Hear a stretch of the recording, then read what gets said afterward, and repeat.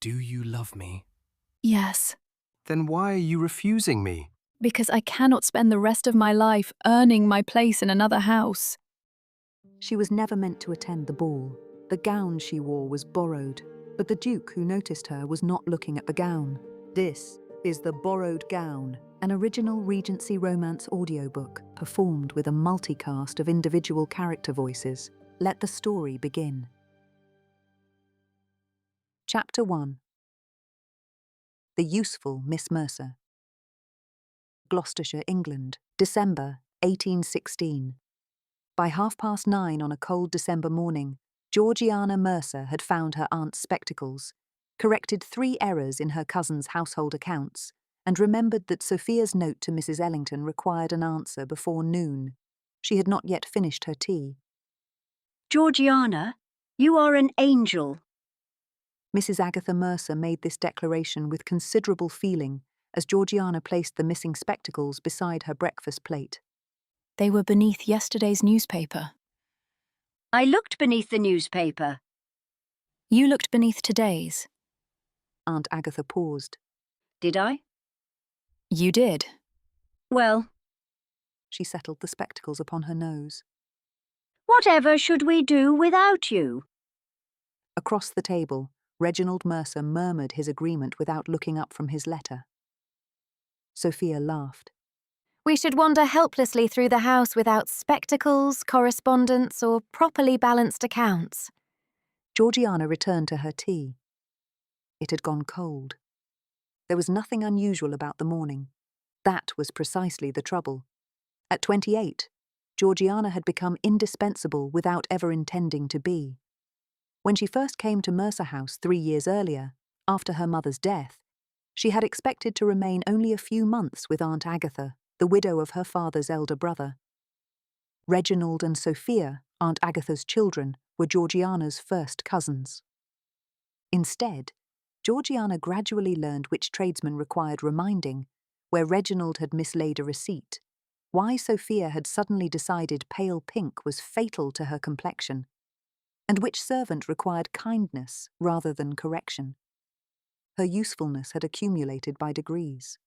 One task because she happened to be near, another because she remembered, a third because it seemed simpler to do something herself. Now Mercer House operated upon the comfortable assumption that Georgiana would remember whatever everyone else forgot. She did not resent them for it. That would have been easier. She loved them. Aunt Agatha had given her a home when she needed one. Reginald had never made her feel she lived beneath his roof on sufferance. Sophia, for all her cheerful self-absorption, loved Georgiana with the unquestioning affection of a younger sister. Do you think Mrs. Ellington will consider Thursday too late? Sophia asked. For answering her invitation to the musical evening. Yes. It arrived 4 days ago. Thursday cannot make matters much worse. Sophia smiled. I knew you would say something sensible. Sophia was lovely when she smiled. At 21, Sophia Mercer was golden-haired, blue-eyed, and possessed of the sort of complexion older ladies compared to English roses. She also had £10,000 settled upon her and a mother determined to see her advantageously married. The approaching winter ball at Hatherleigh had therefore occupied much of Aunt Agatha's attention. I still think the ivory satin. Aunt Agatha said. The green. Sophia replied. The ivory is more becoming. The green is more fashionable. Aunt Agatha turned to Georgiana. Which do you think? The green. Sophia beamed. Aunt Agatha looked betrayed. Why? Because Sophia has already decided upon it and will spend the next 6 days asking until we agree. Sophia laughed. Even Aunt Agatha smiled. Georgiana's humour was often like that, noticed only after one had known her for some time. Her beauty was much the same. It did not announce itself as Sophia's did. Her hair was deep warm brown, though sunlight brought auburn into it, and her eyes were grey-green. Faint freckles crossed the bridge of her nose, despite every warning she had received as a girl about guarding her complexion. Her face was oval, her brows expressive, and her mouth had a habit of revealing amusement before propriety had decided whether amusement was permitted. Her mother had once told her that she was most beautiful when she forgot anyone was watching. Remembering her mother still brought a quiet ache. She had been gone 3 years.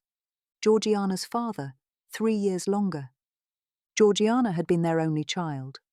Her father, the younger brother of Aunt Agatha's late husband, had been a gentleman of respectable birth and modest means. He had left Georgiana £3,000 as her marriage portion, securely invested. It was no great fortune, but it provided her with a modest income of her own. She was no penniless dependent upon the Mercers, nor had Aunt Agatha ever treated her as one. After her father's death, Georgiana had remained with her mother, whose health had slowly declined. There had been admirers before that, and even 2 respectable proposals, but Georgiana had loved neither gentleman enough to accept him. She had once supposed there would be time. Then came illness, mourning, duty, and finally her mother's death. Georgiana arrived at Mercer House at 25, intending to remain only until she decided what came next. 3 years later, she was still deciding. You are miles away. Sophia said. Only as far as the butcher's. That is not romantic at all. I have never claimed to be romantic before breakfast. Sophia leaned toward her. You will help me with my hair for Hatherleigh. Of course, And the green gown. if you insist. And the silver ribbon. If it survives. Sophia frowned. What does that mean? I saw Pippa carrying it upstairs yesterday. Pippa, Sophia's little spaniel, possessed only the vaguest understanding of personal property. Sophia gave a cry and rose from the table. Georgiana finally finished her cold tea. By 11 o'clock she was walking into the village with a list in her reticule and a basket upon her arm.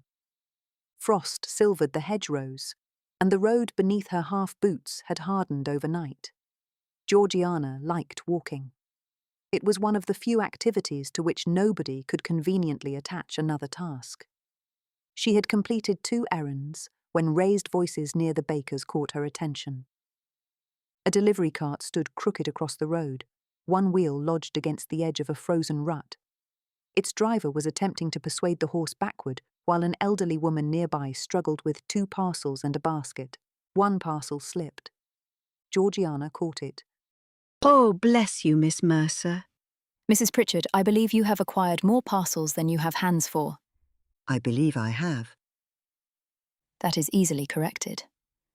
Georgiana tucked one parcel beneath the woman's arm and took the other herself. Behind them the driver muttered darkly. The horse stepped sideways. The cart did not move. I don't believe the horse is the difficulty, Georgiana observed. A man crouched beside the wheel turned toward her. He straightened. He was tall and broad-shouldered, dressed in a dark greatcoat of excellent cut. His hair was red gold where the winter light caught it, darker auburn in shadow. He had strong features, clear blue eyes, and an expression of distinct amusement. No. He said. The wheel has shown very little inclination toward cooperation. Georgiana glanced at the rut. It is wedged against those stones. If the cart were unloaded first, it might be light enough to lift clear. He studied the sacks piled behind the driver. That is rather more sensible than my plan. What was your plan? To continue pushing until either dignity or the wheel gave way. Georgiana laughed before she could stop herself. Then I recommend sacrificing the wheel. Dignity is much harder to mend. For a moment he stared at her. Then he laughed. Not politely, actually laughed. Mrs. Pritchard looked from one to the other. Oh, She said suddenly. Your Grace. Georgiana looked again at the gentleman beside the cart. Of course. Benedict Deverell, Duke of Hatherleigh. Every drawing-room within 20 miles had been discussing his return for a fortnight. She dipped a curtsy. Your Grace? His eyes still held amusement. Miss Mercer, I believe. She was surprised. Yes. Mrs. Pritchard supplied your name while you were rescuing her parcel. The driver began unloading the cart. When it was sufficiently lightened, Georgiana took the horse by the bridle while Benedict and the driver lifted at the trapped wheel. Now. Benedict said. Georgiana led the horse forward, and the wheel jolted free of the rut. There, Georgiana said. dignity preserved. Barely. He brushed the dirt from his gloves. His gaze lingered on her for a moment. Not admiringly exactly, with interest. Georgiana did not know what to make of that, so she decided not to make anything of it. Mrs. Pritchard, meanwhile, still had to be seen safely home. I shall take those. Georgiana said. Benedict reached for the larger parcel. I can carry that. It is hardly necessary. I have just received excellent advice concerning dignity. Allow me some opportunity to recover mine. His expression was perfectly grave. Almost. Georgiana surrendered the parcel. Mrs. Pritchard lived only a short distance away. Once they had seen her safely inside, Benedict bowed to Georgiana. Miss Mercer. Your Grace. Then he was gone. Georgiana watched him for precisely long enough to notice the breadth of his shoulders beneath the greatcoat, then became annoyed with herself and continued toward the apothecary. By the time she returned to Mercer House, she had almost dismissed the encounter. Almost. The invitation lay upon the drawing-room table. Sophia held it aloft. It has come. Aunt Agatha looked triumphant. Reginald looked resigned. The Hatherleigh invitation. Sophia explained. She read it aloud. The invitation requested their company at Hatherleigh on the evening of the 23rd.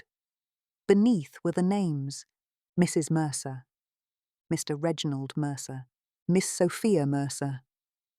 Georgiana waited for her own name. It did not come. There was nothing extraordinary in that. The guest list would have been prepared from the established families of the neighbourhood. Georgiana rarely attended large gatherings now. She had never been part of the Hatherleigh circle. Nobody had excluded her. She had simply not been included. Apparently there was a difference. Aunt Agatha began discussing the carriage. Sophia wondered aloud what the other young ladies might wear. Reginald noticed Georgiana looking at the card. Not your sort of evening anyway, Georgie. She looked at him. He smiled affectionately. You would sooner have a book beside the fire than spend 6 hours watching young fools tread upon one another's feet. Some of them dance very well. Then Sophia may report upon them in the morning. Sophia caught Georgiana's hand. You truly do not mind, do you? You never seem to care for enormous parties. Georgiana smiled, Of course I do not mind. and she almost meant it. Later, alone in her room, she opened the wardrobe. An old grey evening gown hung toward the back. The silk was still good, though several years out of fashion. Georgiana touched the sleeve. She remembered music. Her father standing beside an assembly room wall, pretending not to watch her dance. Her mother fastening pearls around her throat. Being 19 and believing invitations would continue arriving forever. It was foolish to grieve over a ball. She closed the wardrobe. There was still Sophia's silver ribbon to find. Lady Octavia Dunsmore arrived the following afternoon. She came in a dark green carriage, accompanied by a maid, a footman, and the air of a woman who regarded inconvenience as a personal enemy. Lady Octavia was past 60, wealthy, widowed, and magnificently dressed. She had also been one of Georgiana's mother's dearest friends. She kissed Georgiana's cheek. You look tired. I am not. Then you have acquired a tired face. Most unfortunate. Georgiana laughed. Lady Octavia appeared satisfied and allowed herself to be conducted into the drawing-room. Within 10 minutes, Aunt Agatha was discussing Hatherleigh. Within 15, Sophia had produced the sage green gown. Within 20, Georgiana had been asked whether the hem should be raised, whether the silver ribbon could be repaired, and whether she remembered where Aunt Agatha had put the milliner's card. Lady Octavia watched. At last, she turned to Georgiana. And what will you wear? To what? Hatherleigh. Oh, Georgiana smiled. nothing. Lady Octavia's brows rose. Aunt Agatha laughed. Georgiana means she is not going. Why not? The invitation is for Aunt Agatha, Reginald and Sophia. Lady Octavia looked at her. You were not invited. It must have been an oversight. Sophia lowered the gown. I thought you did not wish to go. Georgiana saw the concern in her cousin's face and immediately wished to ease it. I do not mind, truly. Lady Octavia continued to watch her.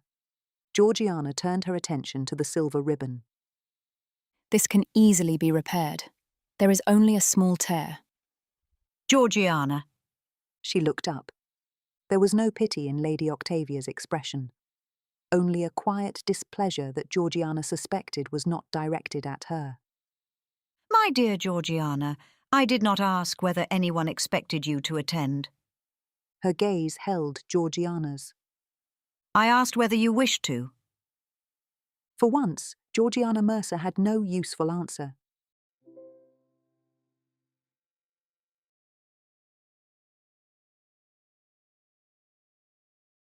Chapter 2. Lady Octavia interferes. Lady Octavia Dunsmore possessed a formidable talent for making a question feel unfinished until she received the answer she wanted. By the following morning, Georgiana had discovered that this particular question had followed her home. Did she wish to attend the Hatherleigh ball? She considered it while helping Sophia choose gloves, while correcting one of Reginald's letters, and while Pippa attempted to bury the recovered silver ribbon beneath a cushion. So when a note arrived asking Georgiana to call upon Lady Octavia that afternoon, she suspected the matter was not yet settled.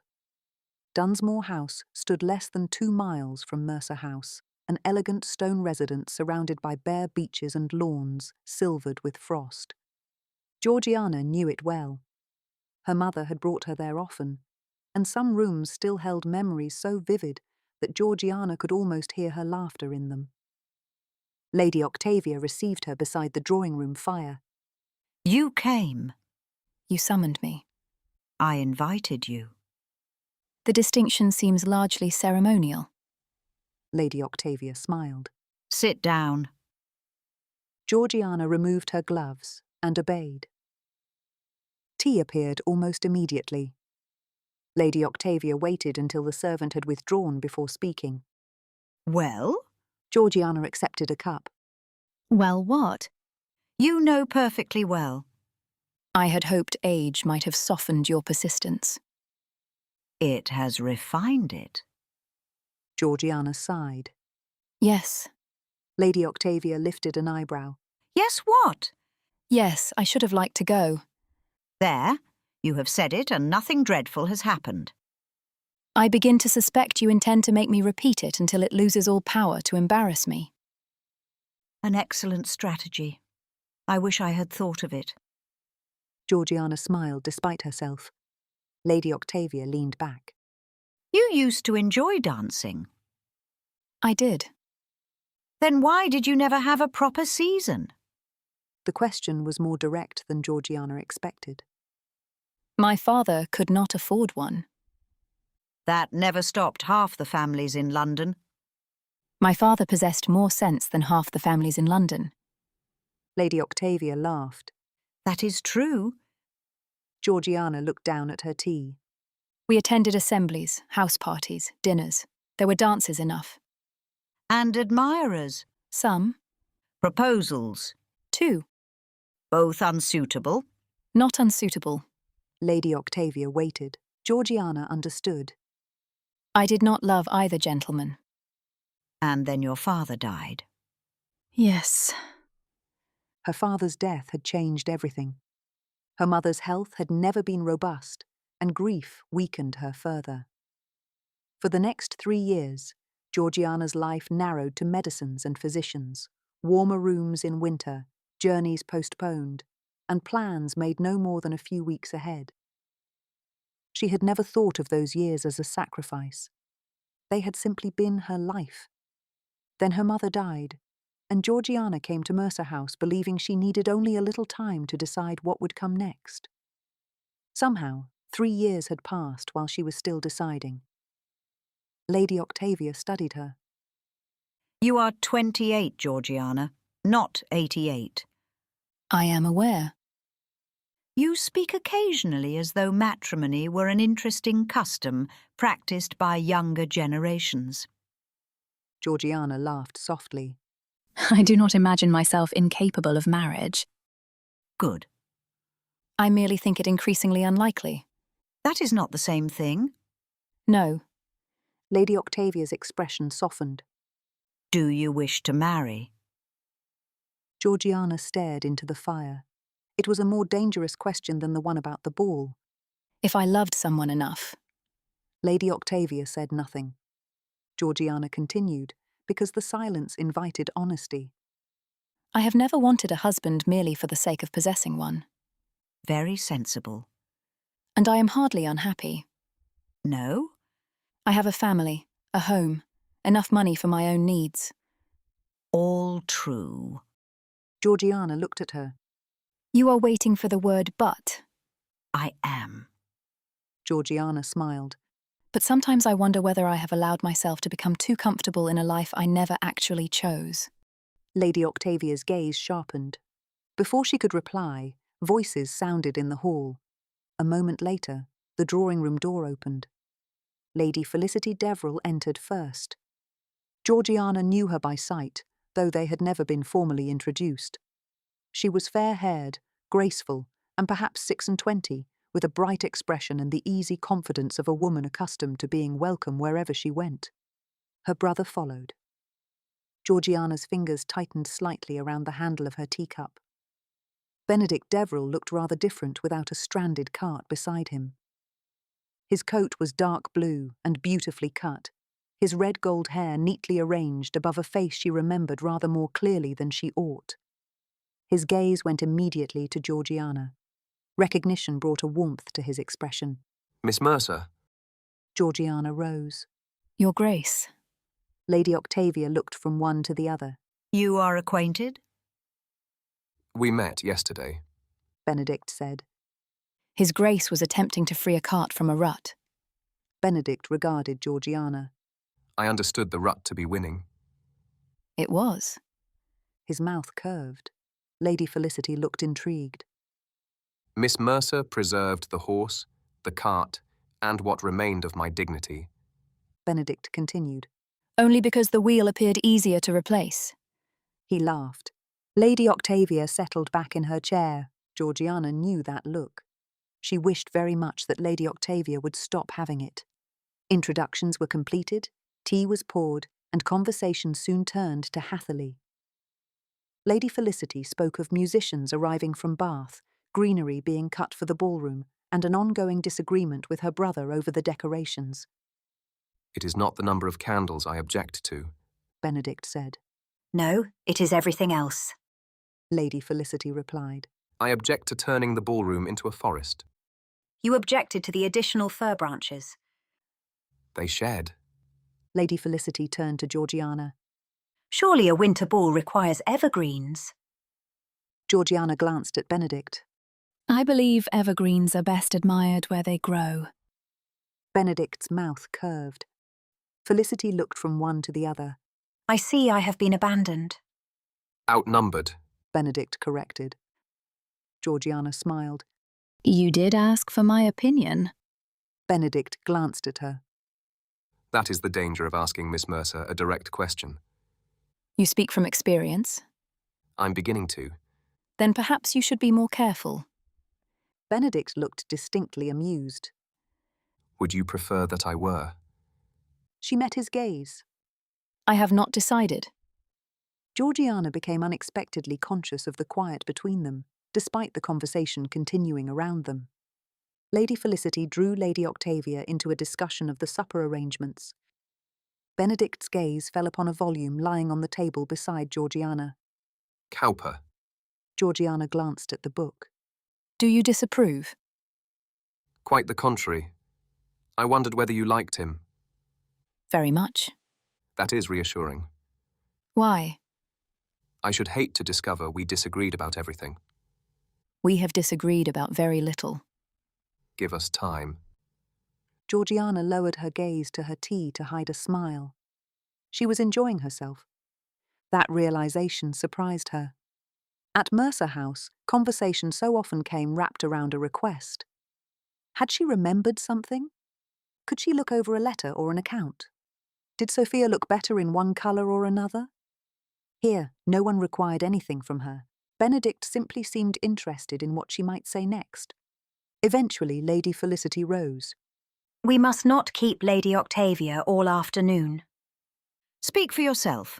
I have nowhere interesting to be. Lady Octavia said. Felicity laughed. Benedict turned to Georgiana as he prepared to leave. I shall see you on the 23rd, Miss Mercer. For one foolish second, Georgiana could think of nothing to say. He assumed she had been invited. Of course he did. To tell him otherwise would embarrass both him and Lady Felicity. So Georgiana smiled. I'm not certain that you will. Benedict's expression changed. You are not coming. I had not expected to. For a moment he looked genuinely surprised. I see. Georgiana suspected that he did not see at all. But Lady Felicity was already making her farewells, and there was no graceful way to explain further. Benedict bowed. Then I hope your expectations change, Miss Mercer. Georgiana curtsied. As do I, Your Grace. A few minutes later, the front door closed behind them. Lady Octavia remained silent. Georgiana reached for the teapot. Do not. I have not said anything. You are about to. Lady Octavia ignored this. He expected you at the ball. So it would appear. And you did not tell him why you would not be there? What else should I have done? Inform him that my name was not on his guest list. Lady Octavia's mouth tightened. It was an oversight. I know, You are very determined to excuse it. because no offence was intended. That does not mean I am obliged to like it. Georgiana laughed. Lady Octavia rose and crossed to the writing desk. What are you doing? Writing a note? No, Yes. Lady Octavia. My dear, if you continue saying my name in that tone, I shall begin to think we are married. Georgiana stood. You cannot simply ask Lady Felicity to invite me. I have no intention of asking Lady Felicity to invite you. Georgiana stopped. Lady Octavia dipped her pen. I intend to tell her that I should like to bring you as my guest, provided she sees no objection. That sounds suspiciously similar. It is entirely different. How? Because you are not begging for admission. I am bringing a guest. Georgiana opened her mouth. Lady Octavia continued writing. It is socially unexceptionable. Felicity may refuse if the arrangements make it inconvenient. She will not refuse. Then we are both fortunate. Georgiana stared at her. You planned this? I planned nothing. I merely possess stationery. Lady Octavia folded the note, sealed it, and sent it at once to Hatherleigh. The reply came before Georgiana left Dunsmore House. Lady Felicity would be delighted if Lady Octavia brought Miss Mercer with her to the ball. Georgiana read the note, then read it again. There, society remains standing. Lady Octavia said. Georgiana folded the paper carefully. There is still one difficulty. Only one? How disappointing. I have nothing suitable to wear. Lady Octavia's expression became suspiciously bland.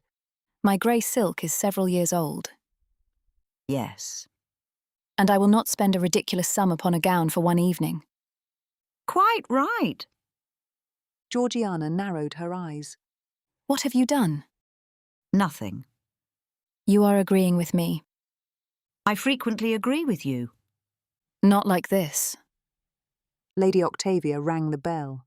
A maid appeared. Have the box brought down from the blue room. Georgiana stared at her. Lady Octavia smiled. A few minutes later, 2 servants carried in a long, broad box tied with faded ribbon. When they had gone, Lady Octavia lifted the lid. Georgiana forgot every objection she had prepared. Inside lay a gown of deep sapphire blue silk. In shadow, the colour deepened almost to midnight. Where the winter light touched it, the silk gleamed with a rich blue brilliance. Delicate silver embroidery traced the bodice and skirt, elegant rather than ostentatious, but intricate enough to catch the candlelight with every movement. Georgiana touched one sleeve. The silk slipped cool and smooth beneath her fingers. No. Lady Octavia looked amused. You have not heard the proposal. I know your proposals. My niece wore it once last winter. It will require very little alteration. I cannot accept it. I am not giving it to you. Georgiana looked up. You may borrow it. That is manipulation. Certainly. You admit it? I dislike wasting time. Lady Octavia reached into the box and withdrew a smaller velvet case. Inside lay a pair of diamond drop earrings and a narrow diamond riviere. Georgiana stared. This is absurd. Yes. I cannot possibly wear those. You can. I have seen people do it.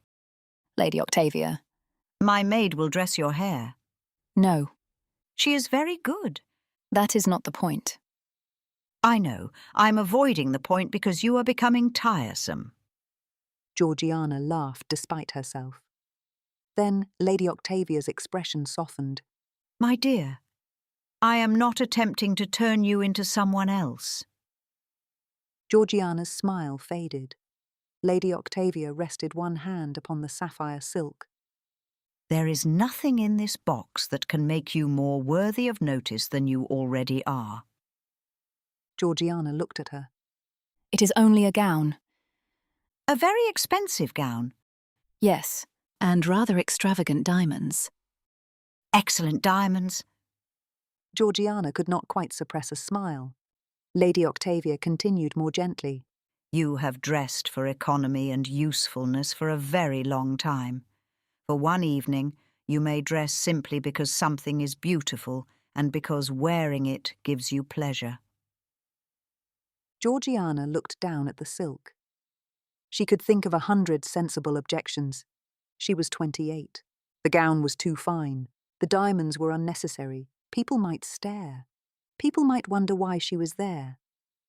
None of those reasons altered the fact that she wanted to wear it. Not because Benedict Deverell might see her. She refused to examine that possibility too closely. Not because she wished to appear younger, richer, or more important. She wanted it because the blue was beautiful. Because the silver embroidery shimmered beneath her fingertips. Because somewhere beneath 3 years of usefulness, there remained a woman who still wanted an evening of music and candlelight. Georgiana touched the silk again. For once, she did not search for the sensible answer. She looked up. I should like to borrow it. Lady Octavia's smile held no triumph, only a quiet tenderness. My dear, I thought you might.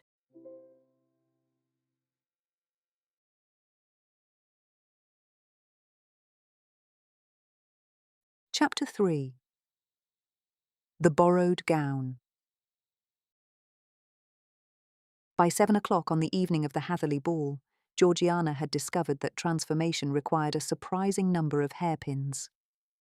Do not move, Lady Octavia said. I have not moved. You were about to.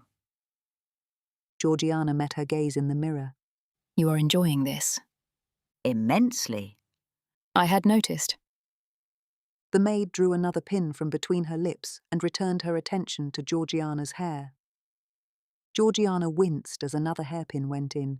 Nearly done, Lady Octavia said.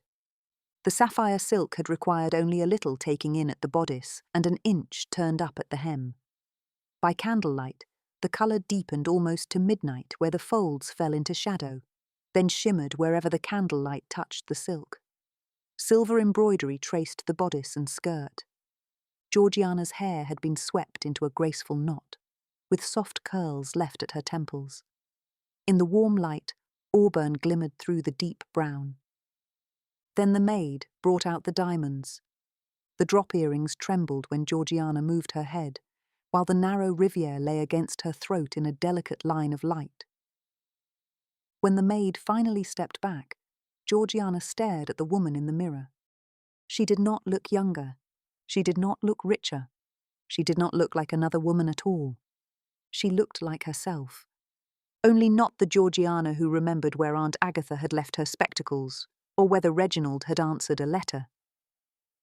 This Georgiana had bright grey-green eyes and a mouth that seemed always on the verge of smiling. This Georgiana had once danced until midnight. She had forgotten her. Well? Lady Octavia asked. Georgiana touched one diamond drop. It is astonishing what an expensive gown can accomplish. Lady Octavia rose. No! Georgiana glanced at her. No? Lady Octavia came to stand behind her. You look precisely as you always have. Tonight, however, everyone else will be obliged to notice. Georgiana met her eyes in the mirror. That sounds rather threatening. It is intended to. The carriage arrived shortly afterward. The Mercers would travel from Mercer House in their own carriage, while Georgiana, having dressed at Dunsmore House, would accompany Lady Octavia. December darkness lay clear and cold over the countryside as they travelled toward Hatherleigh. Georgiana sat opposite Lady Octavia, conscious of the silk beneath her gloved hands and the unfamiliar weight of diamonds at her throat. You are very quiet, Lady Octavia observed. I am considering jumping from the carriage. Lady Octavia glanced toward the door. At this speed? I had thought to wait until we slowed. How sensible. Georgiana looked out at the approaching lights of Hatherleigh House. I shall have to get out eventually. Yes, but preferably when the carriage has stopped. That does diminish the drama. And preserve the gown. Georgiana sighed. Then I suppose I must attend the ball. So often the less exciting course. Georgiana turned toward the window. Then Hatherleigh appeared. The great house rose beyond a sweep of frosted lawn, its windows glowing against the winter darkness. Carriage lamps moved along the drive. Lanterns burned beside stone steps garlanded with evergreen, and music drifted faintly from somewhere within. Georgiana's heart gave one hard, unreasonable beat. The invitation had not been hers. The gown was not hers. The diamonds were not hers. And yet, for this one evening, she was about to step into a beautiful life that did not quite feel like her own. Lady Octavia touched her hand. Do stop looking as though we are approaching an execution. I was trying for composure. You overshot. The carriage stopped. A footman opened the door. Georgiana descended into light. Inside, evergreen garlands wound along the staircase and candles burned in silver sconces. Beyond the entrance hall, the ballroom blazed beneath glittering chandeliers. Women moved through the room in jewel-coloured silks, flashes of ruby, emerald, rose and gold among the dark evening coats of the gentlemen. Musicians played from a raised gallery. Georgiana forgot to be nervous for almost 3 seconds. Then Lady Octavia said, Smile. I am smiling. Not internally. Georgiana obeyed. Across the ballroom, Benedict Deverill was listening to a gentleman explain something about drainage. The Mercer family had arrived nearly 20 minutes earlier. Mrs. Mercer was present. Reginald was present. Sophia Mercer, very pretty in sage green, was present. Georgiana was not. Benedict had told himself twice that he had no reason to notice. The third time had been less convincing. Then Lady Octavia Dunsmore entered. Beside her was Georgiana. Benedict stopped listening altogether. The sapphire gown was magnificent. But it was Georgiana he recognized immediately. She turned her head, candlelight catching the auburn in her hair, and smiled at something Lady Octavia said. The same woman who had stood beside a frozen road and regarded a stranded cart with more good sense than anyone else present had arrived at his ball. The difference was that tonight, everyone else seemed to have noticed her too. He excused himself from drainage. Georgiana had scarcely crossed half the room before she saw him approaching. Her pulse behaved foolishly. Benedict bowed first to Lady Octavia, then to her. Miss Mercer. Your Grace. For a moment, he simply looked at her, and something in his expression made Georgiana suddenly conscious of the diamonds at her throat. I had begun to think you were not coming. Georgiana could not help herself. I wasn't. His brows lifted. Before he could ask what she meant, Lady Felicity arrived to welcome them. I am so pleased you came. Felicity said. So am I. Georgiana realized, as she said it, that it was true. The first set was forming. Benedict glanced toward the dancers, then back at her. Are you engaged for this dance? No. Then may I have it? She had known she might dance that evening. She had simply not imagined that her first partner would be the Duke of Hatherleigh. Yes, thank you. He led her onto the floor. Georgiana became aware almost immediately that people had noticed. Sophia turned, surprise widening her eyes. Aunt Agatha stopped speaking in the middle of a sentence. Reginald looked frankly bewildered. Lady Octavia merely accepted a glass of wine from a passing servant and looked insufferably satisfied. Georgiana turned her attention firmly back to Benedict. You appear amused. He said, I am attempting not to look at my family. A wise precaution. At present, yes. He regarded her with open amusement. Am I permitted to ask why? No. That sounds ominous. It is merely safer for everyone concerned. Benedict laughed. The music began. Georgiana had wondered whether she might have forgotten the ease of dancing. She had not. Her body remembered before her mind did. The familiar pattern carried them together and apart, brought Benedict's hand briefly to hers, then swept him away again. When the figures returned them to one another, he was still smiling. Somewhere during the dance, Georgiana ceased thinking about the gown. She ceased thinking about the diamonds. She even ceased thinking about the people watching them. Benedict was easy to talk to. That was the dangerous thing. He did not seem to expect the proper answer from her. If anything, he appeared to prefer the improper one. When the dance ended, he returned her to Lady Octavia. I am glad you came. He said. Georgiana looked at him. So am I. Something in the simplicity of it caught her unprepared. Before either of them could say more, another guest claimed his attention. Lady Octavia looked at Georgiana. Not one word. Georgiana warned. I had no intention of saying anything. That expression says quite enough. Lady Octavia smiled. You do seem remarkably fond of issuing warnings. The evening gathered momentum. Georgiana danced with other gentlemen, spoke with acquaintances she had not seen in years, and discovered that Sophia had already informed several people that Georgiana's gown was the prettiest in the room. It is not mine. Georgiana reminded her. Sophia looked puzzled. What difference does that make tonight? Georgiana had no answer. Instead, she glanced at her cousin's carefully arranged curls. Your hair turned out beautifully. I am sorry I was not there to help you. Mamma's maid did it. And very well too. Sophia smiled. I still would rather have had you. Later, Benedict appeared again. Miss Mercer. Something in his expression told her he had come with a purpose. Your Grace. Are you engaged for the next? She was not. No. Then I should like it. For one absurd moment, Georgiana thought she must have misunderstood him. A second dance, with the host, with a duke. Nearby, a woman glanced toward them, then quickly turned to her companion. Georgiana knew at once that she was not the only person counting. Benedict appeared entirely unconcerned. She lowered her voice. People are watching. People often do. You know what they will think. His gaze rested calmly on hers. And does that trouble you? It ought to trouble you. Why? Because you are a duke, she nearly said. Because I am Georgiana Mercer. Instead, she said, You cannot possibly be this oblivious.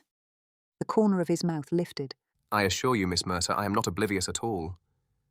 You have the advantage of being Duke of Hatherleigh. That advantage is greatly exaggerated. By whom? Mostly by people who are not dukes. The musicians began. Benedict offered his hand. Georgiana placed hers in it. This time, she did not look toward her family. Afterward, the ballroom seemed suddenly too warm, There is a gallery beyond those doors. Benedict said. It is quieter. Guests were passing freely between the two rooms, and the gallery lay open to view from the ballroom. Georgiana nodded. The long gallery was cooler and dimmer, its portraits emerging from the shadows beneath occasional lamps, while candlelight spilled through the open doors behind them. Better. Benedict asked. Much. He leaned lightly against the window embrasure. Are you enjoying yourself? Georgiana looked toward the glowing ballroom. More than I expected. Benedict glanced at her. You did not expect to enjoy it? Not particularly. Why not? She gave him a look. There you go again, Doing what? asking questions. I thought that was how conversation worked. Only when both parties answer them. A smile touched his face. Then I shall have to be more careful. I simply had not expected to be here tonight. That is the second time you have said something of the sort. Is it? Miss Mercer. There was laughter in his voice, but curiosity beneath it. She looked at him and realized that he was genuinely waiting for an answer. Before Georgiana could decide how much of the truth she was prepared to give him, Lady Felicity appeared through the open doors. Benedict, I require you for a moment. He sighed. My responsibilities are endless. As host? As brother. Surely the more important duty. Georgiana said. Benedict smiled. Felicity would certainly agree. Then you had better not keep her waiting. He bowed. I shall return. Georgiana watched him go before realizing she was doing so. She turned quickly toward the portrait of one of his ancestors. The gentleman regarded her with severe disapproval. There is no need to look at me like that, she murmured. Benedict found Felicity near the ballroom doors. You have taken a remarkable interest in Miss Mercer, she said. Have I? Yes. How alarming. Felicity smiled. I like her. So do I. The answer came too readily to be disguised. Felicity's expression altered. Benedict chose to ignore it. There is something I do not understand.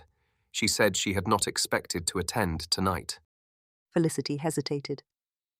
She was not on the original invitation. Benedict stared at her. What? The list was prepared before you returned. Miss Mercer has scarcely appeared in society since she came to live with her aunt. And so we invited every Mercer except her? It was an oversight. An unfortunate one. Lady Octavia wrote and asked to bring her. I corrected it. Benedict looked toward the gallery. Georgiana stood beneath one of the portraits, sapphire silk brilliant against the dark panelling. She was not offended, Felicity said. That did not make him feel any better. When Benedict returned, there was a seriousness in his expression that had not been there before. Miss Mercer, I owe you an apology. Georgiana understood at once. Felicity told you. She did. You need not apologize. I think I do. It was an oversight. So Felicity tells me. And no harm was done. I'm not certain I agree. Georgiana looked away. I was not offended. I know. Then we may forget it. I doubt I shall. Something in the quiet certainty of his voice unsettled her. You are taking a guest list very seriously. No. His gaze remained on hers. I am taking your absence from it seriously. For a moment, Georgiana could not answer. Music swelled from the ballroom beyond them. At last, Benedict glanced toward the open doors. Shall we go back? She nodded. Yes. But when they returned to the ballroom, something had shifted. Not in him, in her. For years, Georgiana had been content, or had called herself content. Tonight, no one needed her to remember what had been forgotten, settle what was uncertain, or smooth every small difficulty. She danced, she laughed. She stood beneath 100 candles wearing borrowed diamonds and listened to music simply because she wanted to hear it. She was happy, not dutifully content, not grateful, happy, and the realization frightened her. Because the gown would be taken off, the diamonds would return to their box. Midnight would come whether one wished it to or not. Near the end of the evening, Benedict found her beside Lady Octavia. Guests had begun to leave. Sophia still glowed from dancing, Aunt Agatha looked tired but pleased, and Reginald had somehow acquired a plate of cakes for the journey home. Benedict bowed to Lady Octavia, then turned to Georgiana. I hope you enjoyed the evening, Miss Mercer. Very much. His gaze rested on her for a moment. Good night, then. Good night, Your Grace. For an instant, Georgiana thought he might say something more. He did not. She followed Lady Octavia away without looking back. She was rather proud of herself for that. Later, Georgiana travelled home with the Mercers through the cold December darkness. Sophia talked almost without pause about the dancing. Reginald, having somehow managed to eat every one of the cakes he had acquired for the journey, appeared entirely satisfied with the night. Aunt Agatha declared the evening an enormous success and then promptly fell asleep. Georgiana said very little. By the time they reached Mercer House, the candles had burned low and the house was quiet. Upstairs in her bedroom, Georgiana stood for a moment before the mirror. The sapphire gown still shimmered in the candlelight. The diamonds still caught every small movement of the flame. One by one, she removed the pins from her hair. Then the earrings. The riviere. At last, she changed out of the gown and laid it carefully across the back of a chair. Everything extraordinary about the evening could be folded away. Georgiana put on her plain white nightgown and sat before the dressing table to brush out her hair. She told herself that was all the evening had been. Borrowed. One beautiful night belonging to another sort of life. But when she closed her eyes, she did not see the gown. She saw Benedict crossing the ballroom toward her. She heard him say that he had begun to think she was not coming. And she remembered the way he had looked at her, not as though the gown had changed her, but as though he had been waiting for Georgiana herself. That memory, at least, belonged to her.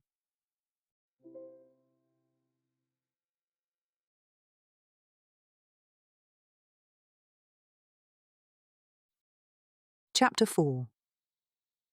His Grace Calls. By 9:30 on the morning after the Hatherleigh ball, Sophia had received 2 bouquets. Neither was extravagant. One consisted of white chrysanthemums tied with green ribbon, the other of winter greenery surrounding several pink roses coaxed from a hothouse. Sophia was delighted. Aunt Agatha regarded the implications with considerable satisfaction. Reginald was chiefly interested in whether either gentleman had sent anything edible. They are flowers, Sophia told him. I had noticed. Why should anyone send something edible after a ball? I can think of several excellent reasons. Georgiana smiled into her tea. The previous evening had acquired a peculiar unreality in daylight. She had woken remembering Benedict, which had been a mistake. By the time she dressed, however, good sense had begun its work. He had been attentive because he was the host. He had danced with her twice because they had enjoyed one another's company. There was no reason to make more of it than that. One beautiful night, she reminded herself, nothing more. The door opened. A footman entered carrying flowers, not a bouquet, an event. He was obliged to hold the arrangement with both hands. Deep red roses stood above white narcissus and sprays of greenery, with smaller pale flowers tucked between them. Sophia stared. Reginald lowered his toast. The footman approached the table. For Miss Mercer. Aunt Agatha looked immediately at Sophia. Sophia looked immediately at Georgiana. There are 2 Miss Mercers, Aunt Agatha said. For Miss Georgiana Mercer, ma'am. Silence settled over the breakfast room. Reginald looked at the flowers, then at Georgiana. Well, He said. those are difficult to misunderstand. They are flowers. So were Sophia's. These appear to have ambitions. Sophia laughed. The footman presented a small card. Georgiana took it. A ducal crest was embossed at the top. Beneath it were the words, "For Miss Georgiana Mercer, with the compliments of the Duke of Hatherleigh." That was all. Aunt Agatha held out her hand. May I see? Georgiana looked at the card once more before surrendering it. Aunt Agatha read it. Reginald, meanwhile, appeared to be studying the flowers with unusual concentration. The Duke of Hatherleigh sent you these? It would appear so. Why? Perhaps he sends flowers to everyone who attends his balls. Sophia glanced toward her own 2 bouquets. Not everyone. He was being courteous. With 3 dozen roses? 38. Reginald said. Georgiana turned to him. You counted them? I thought the exact number might prove useful. And has it? Not particularly. Sophia laughed again. Georgiana refused to look at the flowers. This proved difficult, as the arrangement occupied a considerable portion of the room. By noon, it had been moved to the drawing room because Aunt Agatha declared that the breakfast table could not reasonably be surrendered to vegetation. By 2 o'clock, Georgiana had almost persuaded herself that an extravagant bouquet from a duke was still only a bouquet. At 20 minutes past 2, a carriage turned into the drive. Reginald saw it from the library window. He appeared in the drawing room with unusual speed. Hatherleigh. Aunt Agatha looked up. What? His carriage. For one moment, Aunt Agatha looked directly at Georgiana.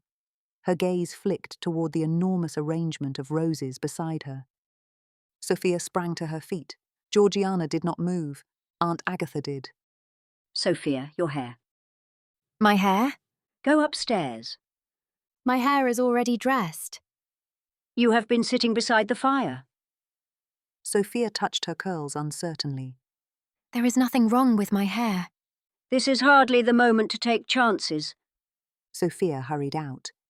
Aunt Agatha turned to Georgiana. The tea. I have already rung. Reginald glanced toward the window. I should inspect the port. He is calling in the afternoon, Aunt Agatha said. Yes, but if matters progress. What matters? Reginald caught Georgiana's eye. General matters. Aunt Agatha waved him away. Georgiana put down her sewing before she pricked her finger. A servant entered. The Duke of Hatherleigh. Benedict came into the room. His gaze found Georgiana almost immediately. She was wearing her ordinary dove-grey morning dress. No diamonds, no sapphire silk. She had arranged her own hair that morning, and one curl had already loosened slightly near her temple. Nothing about her had been transformed. Benedict smiled at her. Aunt Agatha moved forward. Your Grace, what an unexpected pleasure. Mrs. Mercer. Sophia entered at that moment, slightly breathless and looking precisely as she had before Aunt Agatha sent her upstairs. Benedict greeted her politely. Miss Sophia. Your Grace. Aunt Agatha beamed. Georgiana understood. Judging by Sophia's suddenly widened eyes, so did she. I hope you enjoyed the ball, Miss Sophia. Benedict said. Very much, thank you. I am glad. Aunt Agatha gestured toward the chair beside her daughter. Do sit down, Your Grace. Thank you. Benedict sat, his attention returning to Georgiana. I hope you will forgive the informality, Mrs. Mercer, but I had hoped to find Miss Georgiana at home. Aunt Agatha's smile faltered. His eyes found Georgiana. Nobody spoke. Heat rose into Georgiana's face. Sophia's mouth opened. Aunt Agatha looked from Benedict to Sophia, then from Sophia to Georgiana, as though one of them had been incorrectly labelled. Reginald appeared in the doorway. He took in Sophia's astonishment, Aunt Agatha's faltering smile, and Georgiana's heightened colour. I see. Georgiana looked at him. His expression made it perfectly clear that he did not, but was prepared to enjoy the explanation. Benedict crossed the room toward her. Miss Mercer. Your Grace. His gaze flickered toward the flowers. I see they arrived. They have caused quite a sensation. He gave her a small smile. That was rather the intention. That did nothing to cool Georgiana's face. I also brought you something. He held out a slim volume bound in dark green leather. Georgiana looked at it, then at him. Cowper. You said you were fond of him. I am. She took the book and opened it. The leather was softened at the edges, and beside one of the poems she found a faint, penciled mark. This is yours. It is. You are lending it to me? I thought you might like to see which passages I found worth marking. Georgiana glanced down at the penciled line, then back at him. That seems rather revealing. I am prepared to take the risk. Georgiana could not quite suppress a smile. You may regret that. I doubt it. Georgiana looked down at the book again. He remembered. Not merely that she had mentioned Cowper, but what she had said about him. The flowers were beautiful. The book unsettled her far more. Flowers could be explained by wealth, impulse, even convention. The book was different. It required memory. He had remembered their conversation.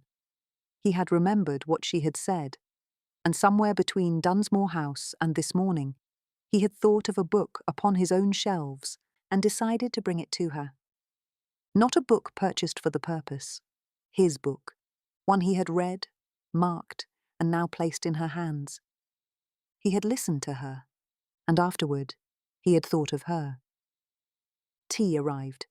Georgiana, perhaps you would pour. Aunt Agatha said. Of course she would. Some things remained dependable. Georgiana moved to the tea table. Benedict took the chair nearest her. Will you have some cake, Your Grace? No, thank you. Reginald looked up. No cake? Benedict glanced at him. I'm afraid not. I am never quite certain whether a man without a sweet tooth can be trusted. Reginald. Georgiana said.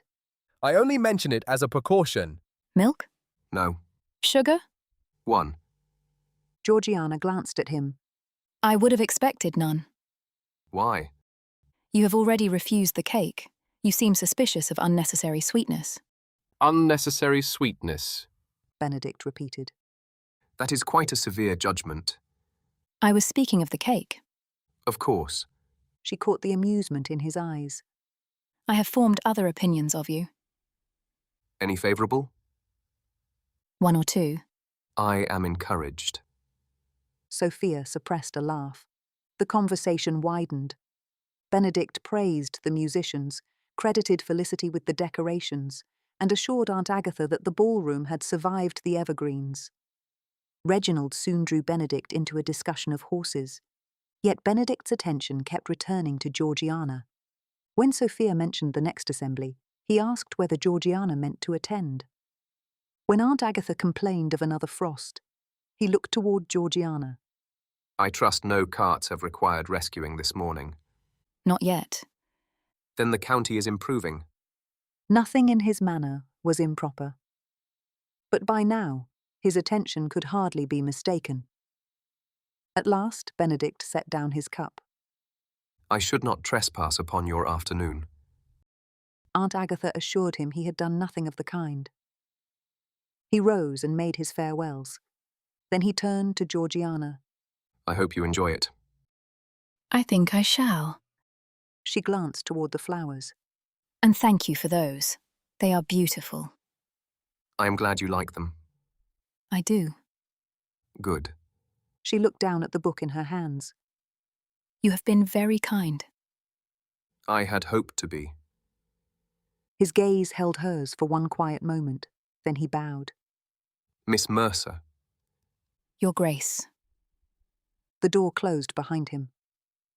Silence. Sophia lasted perhaps 3 seconds. He came to see you. Georgiana closed her eyes. Yes, Sophia. He said so. I was present. And the flowers. Yes. And the book. Yes. Sophia caught both her hands. The Duke of Hatherleigh is courting you. Sophia. He is. He has called once. after sending 38 roses. Some of them were not roses. That is your objection? Reginald wandered toward the flowers. I believe 7 were narcissus. Thank you, Reginald. I thought accuracy might be useful. It has not. Aunt Agatha still looked bewildered. But Sophia danced with him. Once. Sophia said. He danced with Georgiana twice. Reginald added. Aunt Agatha stared at him. You noticed? No. He selected a cake from the tea tray. But I have begun reconstructing events. Sophia laughed. Georgiana sat down, the green book still in her hands. Aunt Agatha turned to her. Did you know he meant to call upon you? No. Did you expect the flowers?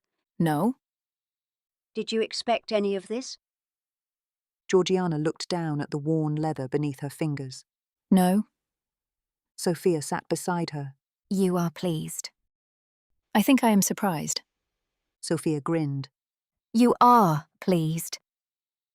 Georgiana could not quite prevent herself from smiling. Perhaps a little. You looked beautiful last night. This has nothing to do with the gown. The words came before Georgiana had thought about them. She stopped. Sophia's expression softened. No, she said. I do not think it does. Georgiana looked toward the flowers. Last night she had wondered what borrowed silk and diamonds might allow other people to see. Today, Benedict had found her in an ordinary grey gown, without diamonds or candlelight. And he had crossed the room for her anyway. A knock sounded at the front door. Reginald looked toward it. If that is another duke, we shall need more port. It was not another duke. A servant entered carrying a note upon a silver salver. For Miss Mercer. 4 heads turned toward Georgiana. She sighed. I am beginning to dislike that phrase. Sophia laughed. Georgiana broke the seal. The note was from Lady Felicity. My dear Miss Mercer, I hope you will forgive me for being more particular this time. We are to have a small dinner at Hatherleigh on Thursday next, and I should be very glad if you, Mrs. Mercer, Mr. Mercer, and Sophia would join us. And lest there be any possibility of misunderstanding, I mean you as well, Georgiana. Do come. Felicity Deverell. Georgiana read the final lines twice. Then she handed the note to Sophia. Sophia's grin widened before she had finished it. Aunt Agatha demanded to know what it said. Reginald reached for another cake. Georgiana looked down at the green book in her lap. Another invitation had come from Hatherleigh. This time, there could be no question that it included her.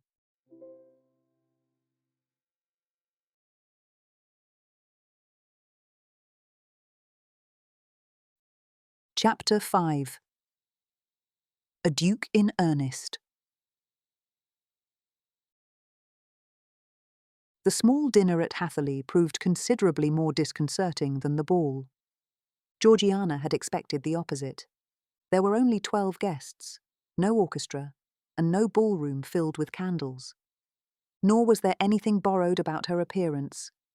She wore a cream muslin gown she had owned for 2 years, and a small string of pearls that had belonged to her mother. There was no reason to feel nervous.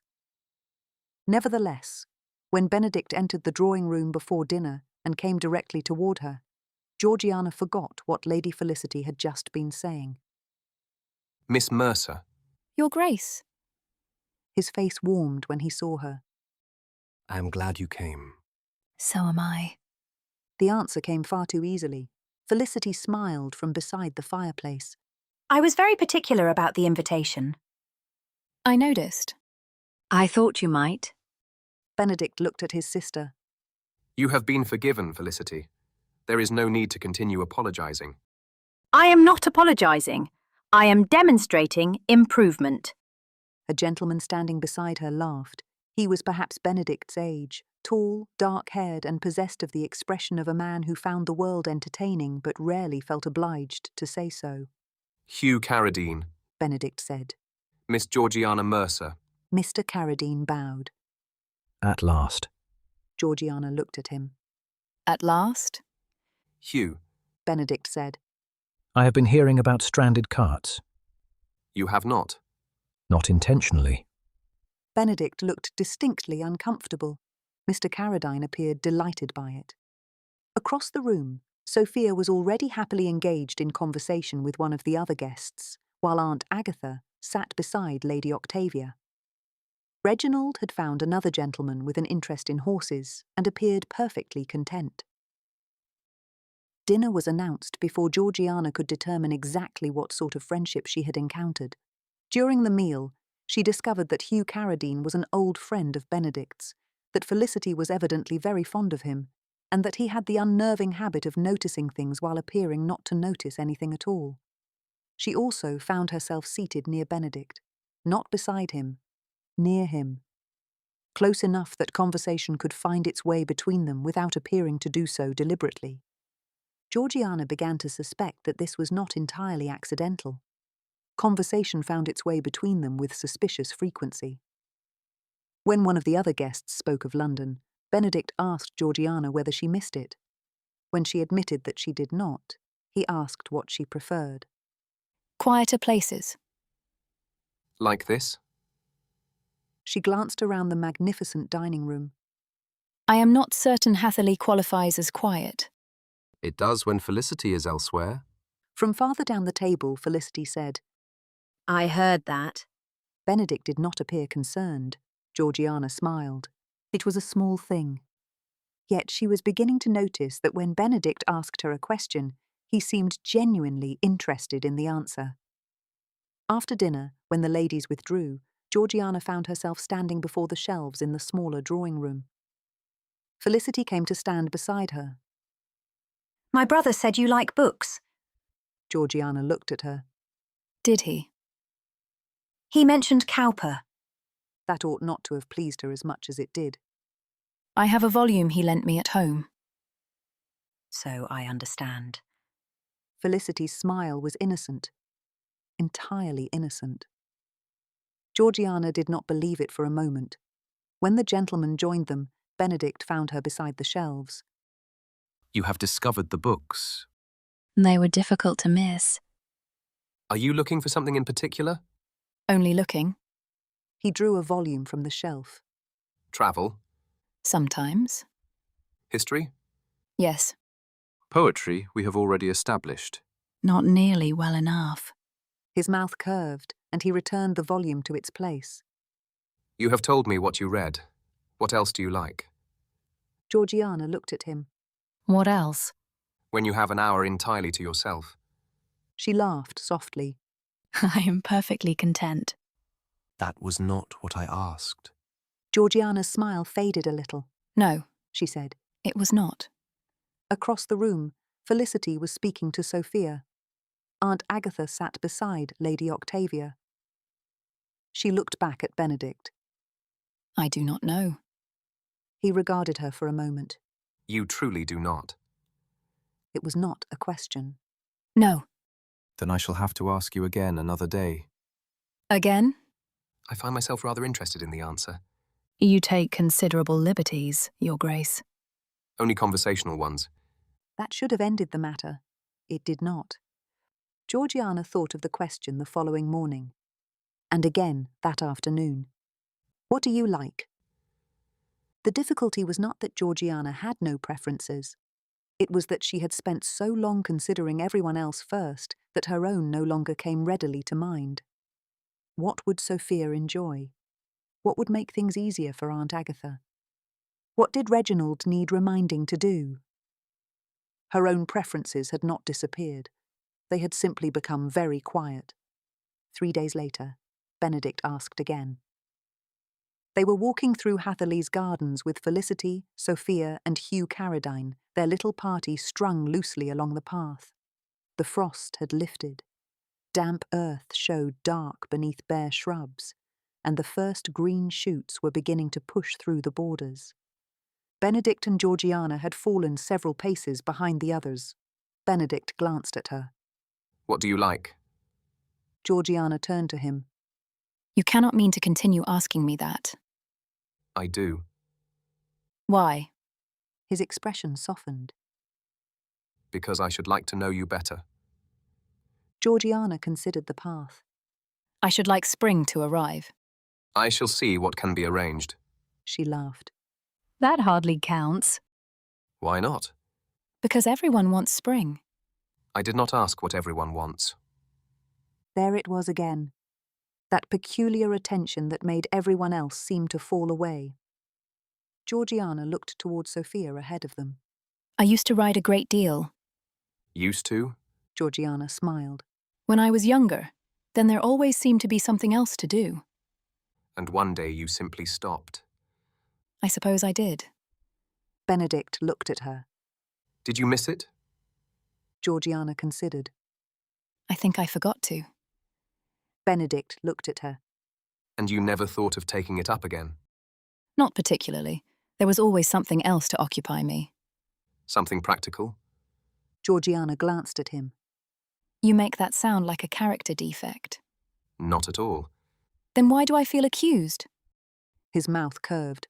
Because I am beginning to suspect that practicality is what you call anything that leaves your own wishes until last. The words were gently spoken. That made them harder to dismiss. Georgiana looked ahead. I did not suffer. I did not say you did. Sophia turned and called for them to hurry. The conversation ended. Benedict did not mention riding again. Not that day. 2 mornings later, an invitation arrived at Mercer House. Felicity proposed a riding party at Hatherleigh on Friday and hoped Georgiana, Sophia and Reginald would join them. Sophia was delighted. Reginald immediately began discussing horses. Aunt Agatha wondered whether the weather would hold. Georgiana read the note twice. She told herself it was no more than thoughtfulness. The explanation ought to have been convincing. On Friday morning, they arrived at Hatherleigh to find the horses waiting in the stable yard. Benedict came down the steps to meet them. Sophia immediately admired a bright bay mare. Reginald made directly for a chestnut gelding. Georgiana stopped. Beside Benedict stood a quiet grey mare, smaller than the others, with a soft eye and an expression of profound good sense. This is Willow, Benedict said. Georgiana looked at him. He did not smile. Not quite. She belongs to Felicity. She does. Felicity said from behind him. And she is very good about being borrowed. Benedict glanced over his shoulder. Felicity smiled sweetly. Georgiana touched the mare's nose. Willow breathed warmly against her glove. She is beautiful. She is steady without being dull, Benedict said. I thought you might like her. Georgiana looked at him. Because I told you I had not ridden in years. I remembered. Only that. No flourish. No suggestion that he had done anything remarkable. He had simply listened again. They rode for nearly an hour. At first, Georgiana was conscious of everything. Her seat, the reins in her hands, Benedict riding near her, Sophia laughing farther ahead. Then the old familiarity returned. The movement beneath her, the cold air against her face, the freedom of open ground. She urged Willow into a canter across a broad stretch of turf. For several glorious moments the world narrowed to hoofbeats, winter air, and the simple pleasure of movement. When she slowed at the crest of a low hill, Benedict drew rein beside her. Georgiana realized she was smiling only when she caught Benedict watching her. Something in his expression softened. I believe we have found something you like. Georgiana looked across the fields. I had forgotten how much. That seems a pity. Yes. She stroked Willow's neck. Thank you. I did very little. You arranged all of this. I arranged a morning's ride.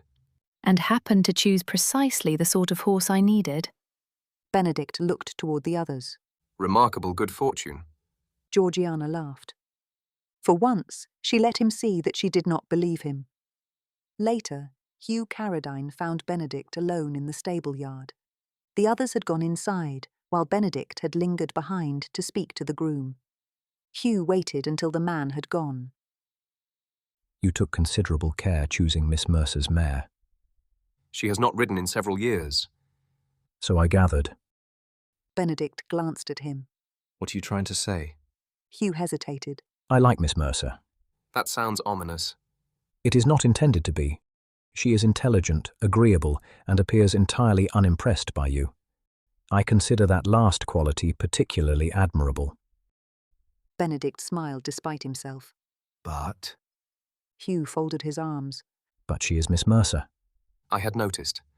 And you are the Duke of Hatherleigh. I have noticed that as well. Hugh's expression remained serious. You may make light of it. Other people will not. Benedict looked toward the stable doors through which Georgiana had disappeared a few minutes earlier. I am not particularly interested in other people. Perhaps not. But Miss Mercer may have less freedom to ignore them. That silenced him. Hugh straightened. I am not telling you to stay away from her.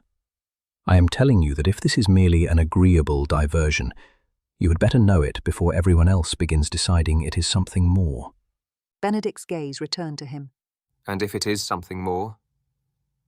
Hugh studied him for a moment. Then I suggest you decide what you mean to do before she has reason to expect anything from you. Benedict looked toward the house.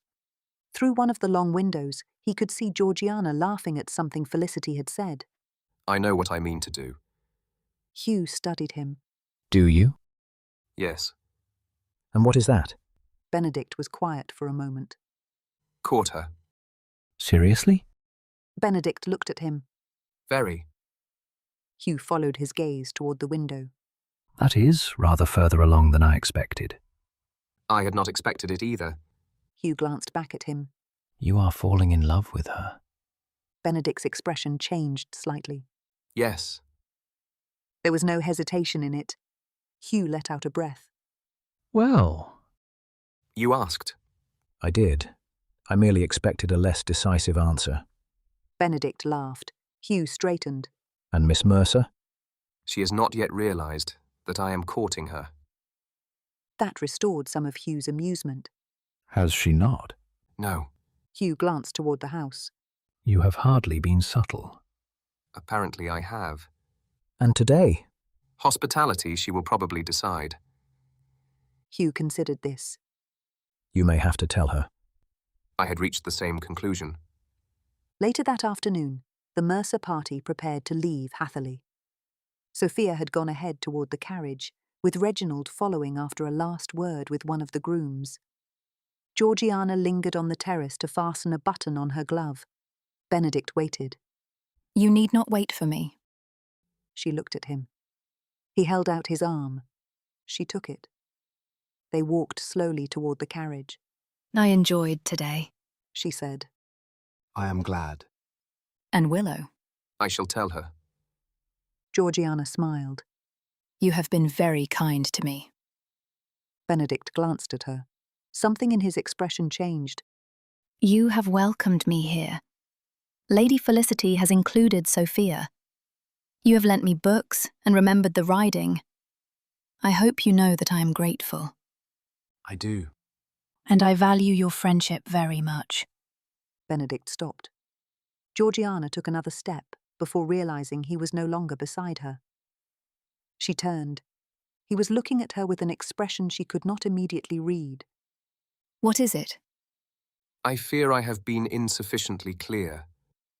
Her pulse gave one hard beat. About what? Benedict stepped a little closer, not improperly close, only enough that she could no longer pretend his attention was casual. I value your friendship, Miss Mercer. But I should be very sorry if you believed friendship was all I sought. She stared at him. The terrace, the house, the voices beyond the doors seemed suddenly very far away. Your Grace. I think we have had enough misunderstandings. His voice was quiet, certain. Georgiana could think of nothing to say. His gaze remained steadily upon hers. I am courting you, Miss Mercer.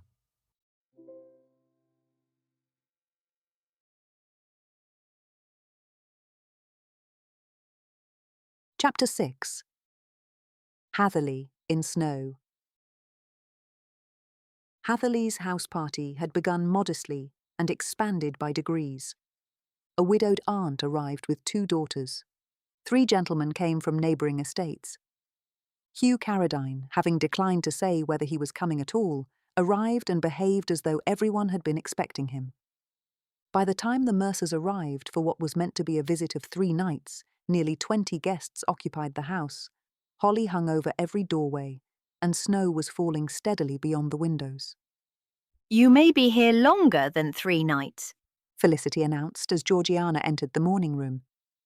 Outside the tall windows, the lawn was already disappearing beneath white. Sophia went immediately to the glass. Oh, I hope so. Mr. Beckett, a young gentleman who had developed a remarkable tendency to appear whenever Sophia entered a room, joined her at the window. So do I. Sophia turned pink. Georgiana pretended not to notice. Felicity did not. Her smile promised future interrogation. Aunt Agatha settled near the fire with Lady Octavia and announced that if the roads became impassable, she would bear the hardship with fortitude. Reginald had already gone to inspect Hatherleigh's stables. Georgiana looked around the busy room. Is there anything I can do? With so many guests, you must have a great deal to arrange. Felicity took her arm. Absolutely not. Georgiana looked at her. I could help with the decorations, or the dinner arrangements. You could, Felicity agreed. but you are not going to. Why not? because Hatherleigh has an excellent housekeeper, a terrifyingly competent cook, and more servants than either of us knows what to do with. You are to enjoy yourself. Enjoy myself on command? I knew you would object. Georgiana smiled despite herself. With guests staying beneath its roof, Hatherleigh revealed another side of itself. At the ball, it had seemed made entirely of candlelight, music, and polished floors. Now Georgiana saw its mornings. Footmen carried coal. Servants crossed passages with baskets of linen. Messengers arrived with snow clinging to their coats. Breakfast lingered on because nobody wished to leave the fire. And Benedict was everywhere, not because he wished to be noticed, because Hatherleigh required him. On the second morning, Georgiana came downstairs early and found him in the entrance hall speaking with his steward. The Western Road will close by noon if this continues, The steward said. Then send word to the lower farms before it does. The Carter family are nearly out of coal. Use the stores from the east yard, and have someone take blankets as well. Their youngest was ill last week. The steward nodded. Benedict glanced toward the windows. What of the cottages near the brook? Sound, Your Grace. The roof on the third cottage? Repaired yesterday. Good. Only then did he notice Georgiana on the staircase. His expression changed at once. Not dramatically, but something of the Duke receded, and Benedict returned. Good morning. Your Grace. The steward bowed to her and withdrew. Georgiana descended the remaining steps. Benedict offered his arm. Breakfast? She took it. As they crossed the hall, Georgiana found herself thinking of the Carter child. Benedict had remembered. It occurred to her, not for the first time, that he made responsibility look less like power than service. She did not tell him so. He would only have called it his duty. Lady Caroline Vasey arrived before luncheon. Georgiana knew the name before she knew the woman. Lady Caroline was the daughter of the Marquess of Eversley, and had apparently known Benedict and Felicity since childhood. She was beautiful in a way Georgiana could not imagine anyone overlooking. Tall, dark-haired and exquisitely dressed, she entered the drawing-room with the assurance of a woman who had never doubted her welcome in any house. Benedict greeted her warmly, not particularly warmly. Georgiana noticed the distinction and immediately disliked herself for noticing it at all. Caroline kissed Felicity's cheek. You have made the house look enchanting, she said. Felicity smiled. Benedict says there are too many evergreens. Caroline glanced around the room. There are too many evergreens. Felicity looked offended. You see? Benedict said. Caroline laughed. It was an easy laugh, familiar. She and Benedict had clearly had this sort of conversation many times before. Then Felicity brought her toward Georgiana. Caroline, you have not met Miss Mercer. Lady Caroline's gaze rested on Georgiana, only briefly, but long enough. Miss Mercer, Lady Caroline. I have heard of you. Georgiana wondered from whom. Lady Caroline smiled. Nothing in the smile was discourteous. Felicity tells me you rescued Benedict from a stranded cart. Rescued is a generous description. Benedict, standing nearby, said, My dignity remains under repair. Caroline glanced at him. For the briefest moment, the ease left Caroline's expression. Then she smiled again, and Georgiana wondered whether she had imagined the change. The snow continued through the morning. By afternoon, the lawns, terraces and gardens lay softened beneath white, while the ornamental lake beyond the south garden was judged firm enough for skating. Half the house party went down after luncheon. The lake lay beneath bare trees, pale beneath the winter sky. Servants had cleared a broad sweep of ice and set benches along the bank. A brazier burned nearby, with steaming mulled wine and plates of shortbread waiting for the skaters. Georgiana stood at the edge of the ice. I have not skated in years. Benedict bent to fasten one of her skates. You said much the same before you rode Willow. Willow was very kind to me. I'm less certain how the ice will receive me. Then I shall try to help you make a favourable introduction. That sounds suspiciously like encouragement. It was meant to. He straightened. Georgiana regarded the ice. I shall fall. Probably. She turned to him. You are not very encouraging. I am attempting honesty. That seems poorly timed. Benedict stepped onto the ice and held out both hands. Come. Georgiana looked at them, then at him.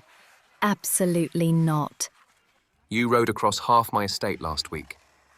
I'm something with 4 legs and a strong sense of self-preservation. Benedict glanced down at the ice. I concede the distinction.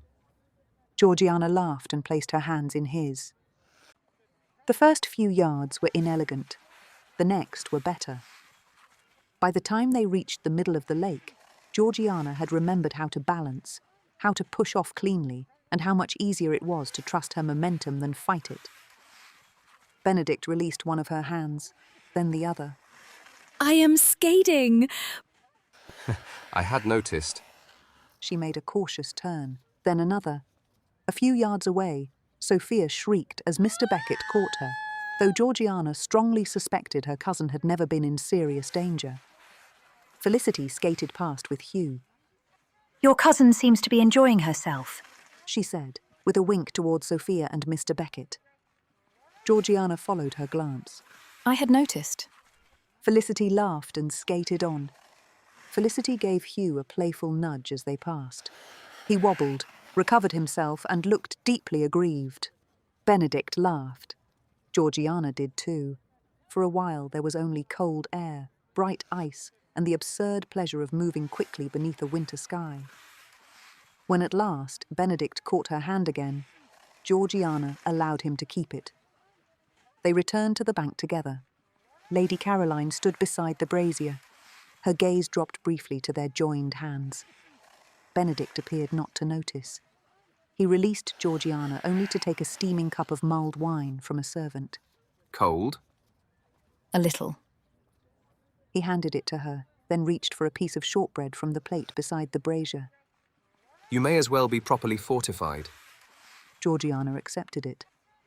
I had not realized skating required provisions. I believe in being prepared. Caroline turned away. Georgiana noticed. For the first time since Benedict had told her plainly that he was courting her, a faint uneasiness slipped beneath her happiness. Lady Caroline Vasey belonged at Hatherleigh. No borrowed invitation had ever been required for her. No one would wonder why a duke might choose the daughter of a marquess. Georgiana took a cautious sip of the mulled wine. It was far too hot. She scarcely noticed. Later that afternoon, while most of the guests rested before dinner, Georgiana went in search of Felicity. A book Felicity had asked to borrow still lay in the smaller drawing room where Georgiana had left it earlier. She picked it up and crossed the corridor toward the music room. Voices came from within. Caroline's, then Benedict's. Georgiana slowed. She had no intention of listening. She would have passed the door. Then Caroline said, Is it serious? Benedict was silent for a moment. With Miss Mercer? Yes, Caroline hesitated. You mean to court her? I already am. Georgiana stopped. Every sensible instinct told her to keep walking. She did not. Caroline's voice was quieter when she spoke again. You might have warned me. I did not know there was anything to warn you of. Did you not? Caroline. I have spent years being told by half the county that you and I would eventually marry. Not by me. No. There was something painful in the single word. Georgiana took one silent step backward. Inside the music room, Benedict said, I am sorry if you believed otherwise. Caroline turned. A tall mirror stood opposite the doorway. Her gaze flicked briefly toward the glass. Something in her expression changed. Then she crossed the small distance between herself and Benedict. Her hand caught the front of his coat, and she kissed him. Georgiana saw only that single, impossible moment. Caroline pressed close to him, her face lifted to his. Benedict's back concealed whatever happened next. The book nearly slipped from Georgiana's fingers. She turned away. Behind her came Benedict's voice. Caroline! Sharp with anger. Then footsteps. Miss Mercer! Georgiana kept walking. Georgiana? The use of her name stopped her. She turned. Benedict stood several yards behind her. He looked angry. I would rather not discuss this here. Then somewhere else. You need not explain. I rather think I do. Georgiana glanced toward the music room door. Lady Caroline had not followed. She is very beautiful. Benedict looked at her. What has that to do with anything? It was merely an observation. She kissed me. I saw. I did not kiss her. Georgiana's composure faltered. Only slightly. I could not see the distinction from the corridor. I know. His answer was quiet, without excuse or irritation. Somehow, that made it more difficult to remain detached. Georgiana looked down at the book in her hands. You owe me no apology. Yes, I do. No. She forced herself to meet his eyes. You have known Lady Caroline for years. She is the daughter of a marquess. She understands your world. If you were to choose her, nobody would find it remarkable. Something in Benedict's expression stilled. Do you imagine that is what I want? I imagine it would make sense. To whom? To nearly everyone. I am not courting nearly everyone. Georgiana looked away. His voice softened. I told you I was courting you, Georgiana. I did not mean until someone more suitable appeared. The words caught at something she had been trying very hard not to examine. Lady Caroline is more suitable for your position. No. You cannot pretend there is no difference between us. I am not pretending anything. You are a duke. Yes.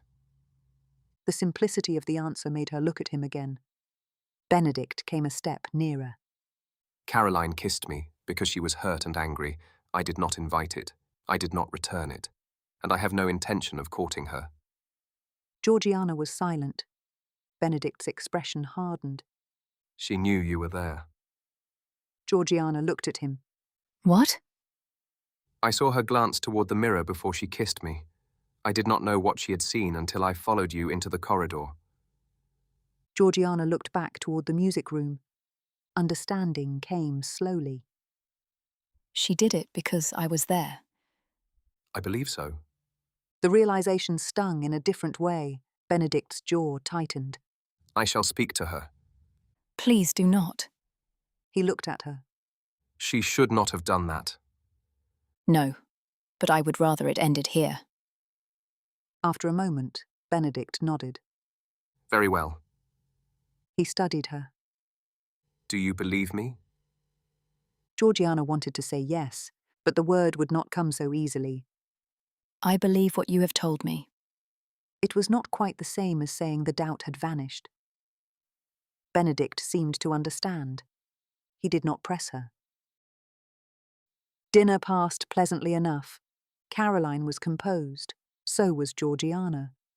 Only Lady Octavia looked from one to the other and developed an expression of profound suspicion. After dinner there was music. Sophia sang. Mr. Beckett turned pages for her and missed 2 of them entirely because he was looking at Sophia instead of the score. Reginald somehow acquired a plate of mince pies. Hugh lost a game of cards to Felicity and demanded an inquiry into her methods. Hatherleigh glowed around them. Yet for all the warmth around her, Georgiana felt oddly apart from it. After a while, she slipped away. The orangery lay beyond the south gallery, warm even in winter and dimly lit by candles set among tubs of citrus trees. Snow pressed white against the glass. Georgiana stood beside an orange tree and breathed in its clean, faintly bitter scent. You always find the quiet rooms. She turned. Benedict stood in the doorway. I could leave. No. The answer came too quickly. He entered. For a moment, neither of them spoke. Then Benedict said, May I ask you something that has nothing whatever to do with this afternoon? Georgiana looked at him. Yes. Tell me about your parents. Georgiana blinked. That is unexpected. You speak of them sometimes, but never for long. She looked toward the dark glass. My father was funny. Benedict smiled. I had not expected that. Most people did not. He looked very solemn. What did he find funny? Everything he was not supposed to. That sounds promising. My mother pretended to disapprove.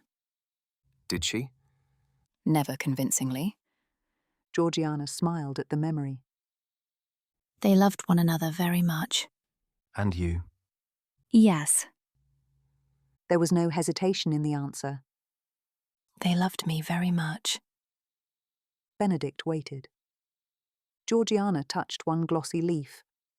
When they were alive, I never wondered where I belonged. The admission surprised her.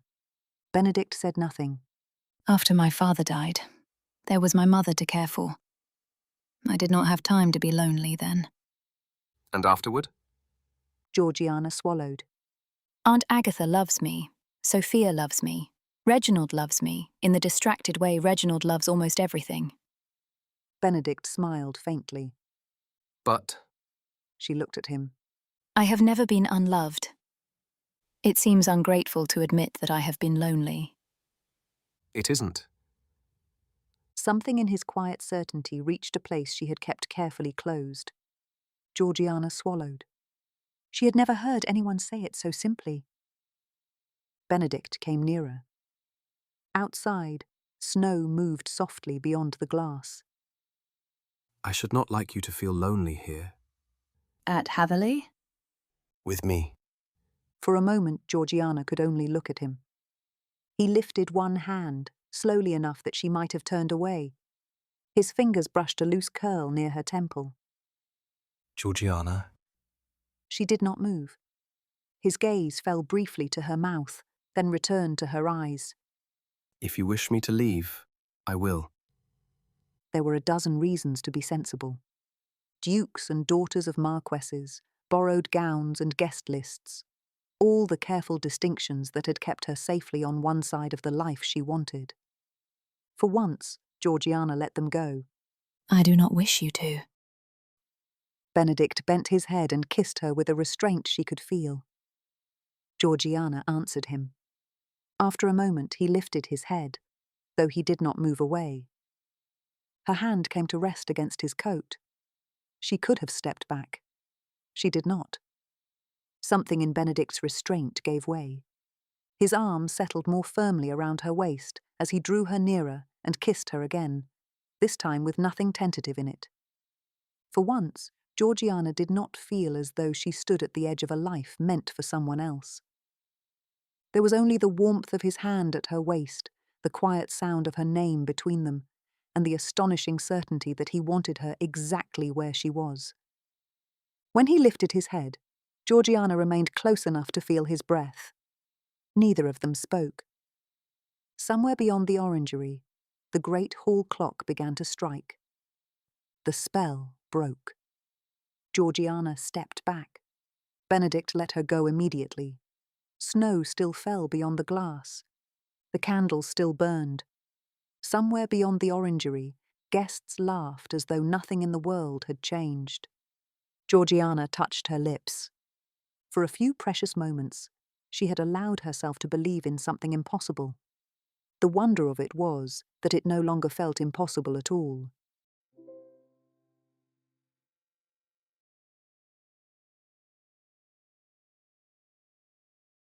Chapter 7. What Georgiana Wants. Hugh Carradine found Lady Caroline Vasey in the morning room shortly before breakfast. Finding her there was not remarkable. Finding her removing a sealed note addressed to Miss Mercer from the salver beside Benedict's writing desk was. Hugh stopped in the doorway. That is Deverell's handwriting. Caroline turned. You have remarkably good eyesight. Only when people are holding other people's letters. Her fingers tightened around the note. You misunderstand. I very much hope so. Benedict left it to be delivered to Miss Mercer. Then allow me to spare you the trouble. Hugh held out his hand. That will not be necessary. No, but it will be reassuring. For a moment neither moved. Then Caroline placed the note in his hand. You think very poorly of me, Mr. Carradine. I am trying not to think anything at all. Hugh tucked the note into his coat. Whatever you hoped might happen, Lady Caroline, Benedict has been remarkably clear. Her expression cooled. You presume a great deal. Perhaps. You know nothing of what passed between us. No, but I know him. Something flickered across her face. Hugh's voice lost its teasing edge. He is serious about Miss Mercer. Caroline's expression tightened. Serious enough to marry her? I believe so. And you mean to say nothing? Hugh looked at her. What would you have me say? That he is the Duke of Hatherleigh. That he ought to choose accordingly. Hugh's expression cooled. He is. For a moment, neither spoke. Then Hugh inclined his head. Good morning, Lady Caroline. He found Georgiana 20 minutes later in the entrance hall amid trunks, cloaks, and departing guests. Reginald was attempting to persuade a footman that one of the Mercer trunks had somehow acquired an extra parcel. Sophia was saying goodbye to Felicity for the third time. Aunt Agatha had misplaced one glove. Georgiana appeared to be managing all three difficulties at once. Miss Mercer. She turned. Mr. Carradine. I believe this is yours. He held out Benedict's note. Something changed in her face before she could prevent it. Only a little, but Hugh saw. Thank you. Is His Grace nearby? Detained with his steward. Oh. Hugh glanced at the note in her hand. I suspect he meant you to have it before you left. Did he? I should think so. Behind her, Reginald said, Georgiana, I believe someone has added a ham to my luggage. She closed her eyes briefly. Hugh looked toward the trunk. Perhaps it has chosen you. Reginald considered this. I suppose there are worse things to acquire unexpectedly. Georgiana laughed. Hugh bowed and left her with the note. He did not tell her where he had found it. For the moment, that seemed the kinder choice. By 11 o'clock the following morning, Georgiana was once again looking for Aunt Agatha's spectacles. They were eventually discovered beside the preserves in the still room. Georgiana did not ask why. By noon, Reginald had brought her 3 estate accounts because one contained a figure he could not make sense of. At 12:30, Sophia appeared with a letter from Mr. Beckett. She sat opposite Georgiana with the folded page in her lap and looked hopeful. He says he hopes the weather improves. How daring. Sophia tried not to smile. He also hopes we might all meet again soon. Scandalous. Georgiana! I am teasing you. Sophia looked down at the letter. Do you think he means it? Yes. I have seen the way he looks at you. Sophia's cheeks turned pink. Then she said more quietly, You liked being at Hatherleigh. Yes. You seemed happier there. Georgiana looked at her. Everything was different there. Sophia was quiet for a moment. So were you. A knock sounded. Mrs. Barlow, the housekeeper, entered carrying a note. For you, Miss Mercer. Georgiana knew the handwriting before she touched it. Her heart gave an altogether unnecessary little leap. Across from her, Sophia smiled. Benedict apologised for not having been there to see her off the previous morning. His steward had detained him longer than expected, and by the time he reached the entrance hall, the Mercer carriage had already gone. He intended to drive over the following afternoon, if the roads remained passable. Felicity had proposed an expedition to the ruined abbey near Winchcombe, followed by tea at Hatherleigh, and they hoped Georgiana, Sophia and Reginald would join them.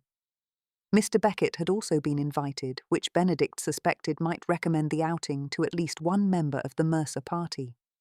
He hoped very much that Georgiana would come. At the bottom he had added, I am assured there will be provisions. Georgiana smiled. What does he say? Sophia asked. He has invited us to the Abbey tomorrow. Mr. Beckett has been invited as well. Sophia brightened. I had suspected that might interest you. And you? Georgiana looked down at Benedict's note, unable quite to suppress her smile. Yes, she said. Very much.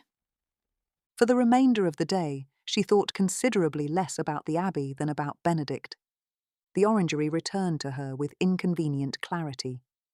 The warmth of his hand at her waist, the look in his eyes just before he kissed her, and the second kiss. That one was particularly difficult to forget. By evening, Georgiana had decided upon her dark blue walking dress. By breakfast the next morning, she had changed her mind twice. Then Aunt Agatha developed a headache. It was not serious. She said so repeatedly. Mrs. Barlow offered to send for the apothecary. I'll see to it, Georgiana said. Reginald appeared shortly afterward with papers concerning a boundary dispute. Would you look at these?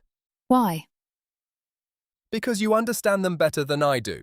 Only because I have read them. Exactly. Reginald.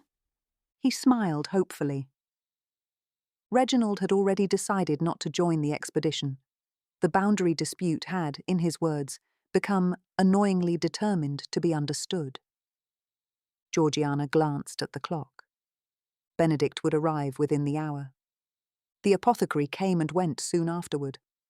Aunt Agatha required nothing more alarming than rest and a tisane. Reginald was still waiting with the boundary papers. Georgiana glanced at them. You can manage this without me, can you not? Of course. She looked up. Then why did you bring it to me? Reginald glanced down at the papers. Because I should rather like you to look at them before I sign anything foolish. Reginald. I can manage. I would simply manage with greater confidence if you had looked first. A carriage sounded outside. Sophia appeared at the top of the stairs in her pelisse. They are here. Georgiana looked toward Aunt Agatha's room, then at the papers in Reginald's hand. I think I had better stay. Sophia stopped. Why? Aunt Agatha may need me, and Reginald wants me to look over the boundary papers. Reginald shifted the papers. I would be grateful.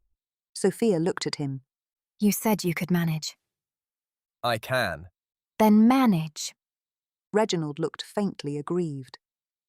There is very little encouragement for a man attempting to conduct his affairs responsibly. Mrs. Barlow is with Mamma, Sophia said to Georgiana. Come with us. For a moment, Georgiana nearly did. She knew Aunt Agatha was in capable hands. She knew Reginald could manage the papers, knowing it did not make leaving easy.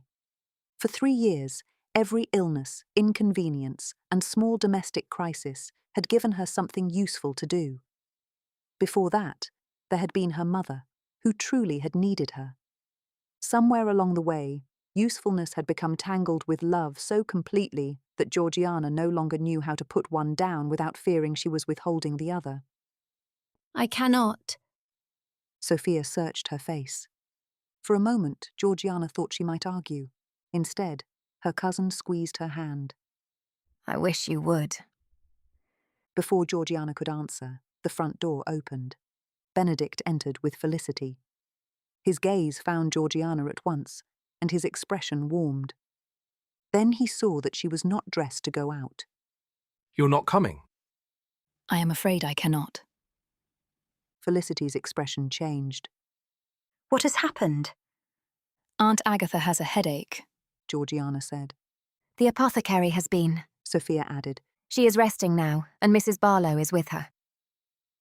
Benedict's gaze moved to the papers in Reginald's hand. And those? Reginald lifted them.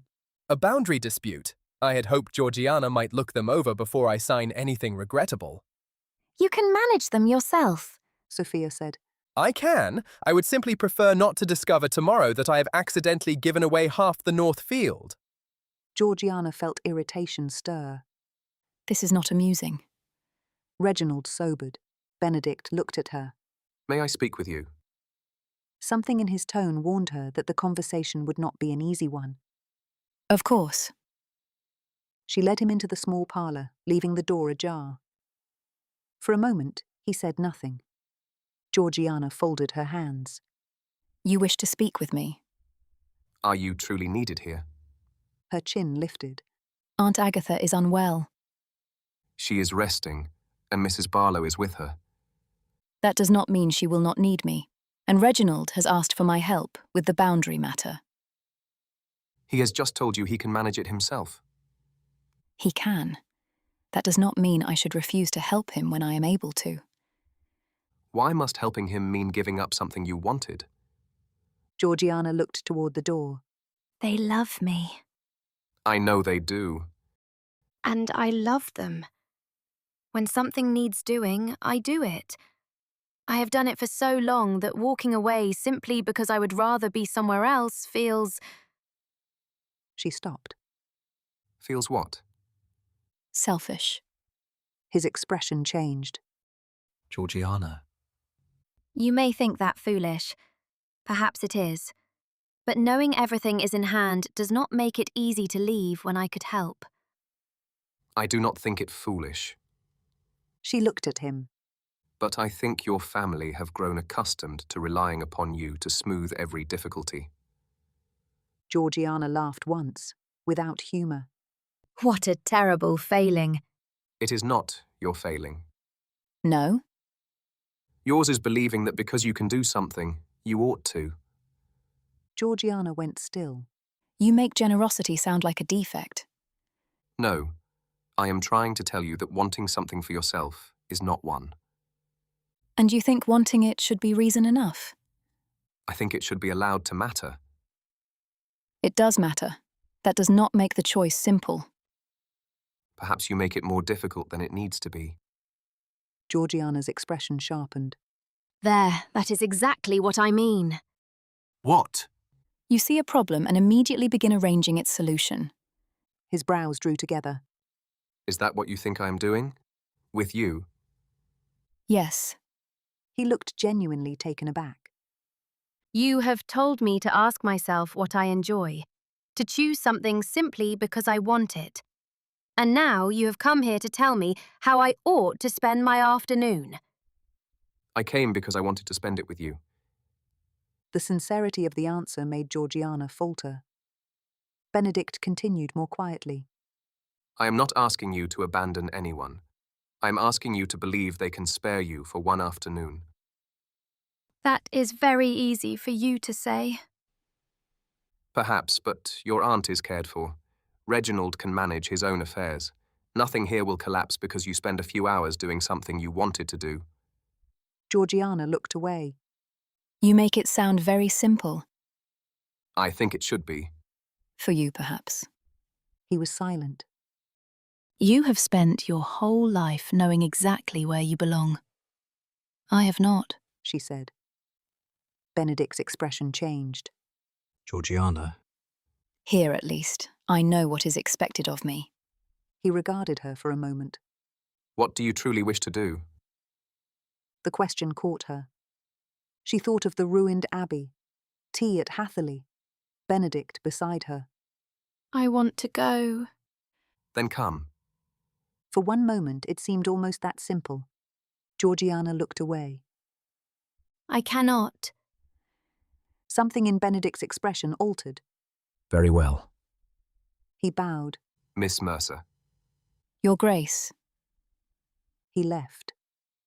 Georgiana remained in the parlour until she heard the carriage depart. Only then did she go upstairs. Aunt Agatha was asleep. Mrs. Barlow sat beside the fire knitting. Does she need anything? Georgiana whispered. Nothing at all, miss. Downstairs, she found Reginald in the library. The boundary papers lay signed beside him. You finished them. I did. Without me. Reginald looked at her for a moment. I owe you an apology. Georgiana blinked. Do you? I could manage perfectly well. I knew I could. But I wanted your assistance, and when you offered to stay, I was rather too pleased about it. He glanced at the papers. I should not have made staying seem necessary. Something tightened in her throat. We do rather lean on you, Georgiana. She said nothing. Not because we cannot manage without you, mostly because you have always made it so easy to lean. Reginald, I shall attempt to become less conveniently helpless. you are not helpless. Excellent. The reform is already succeeding. She laughed, despite herself. Georgiana left him to his accounts. In the hall, the house was as it had always been, familiar, warm, full of people who loved her.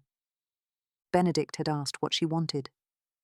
She had wanted to go with him. And she had stayed, not because she was needed, because choosing herself felt too much like failing someone she loved.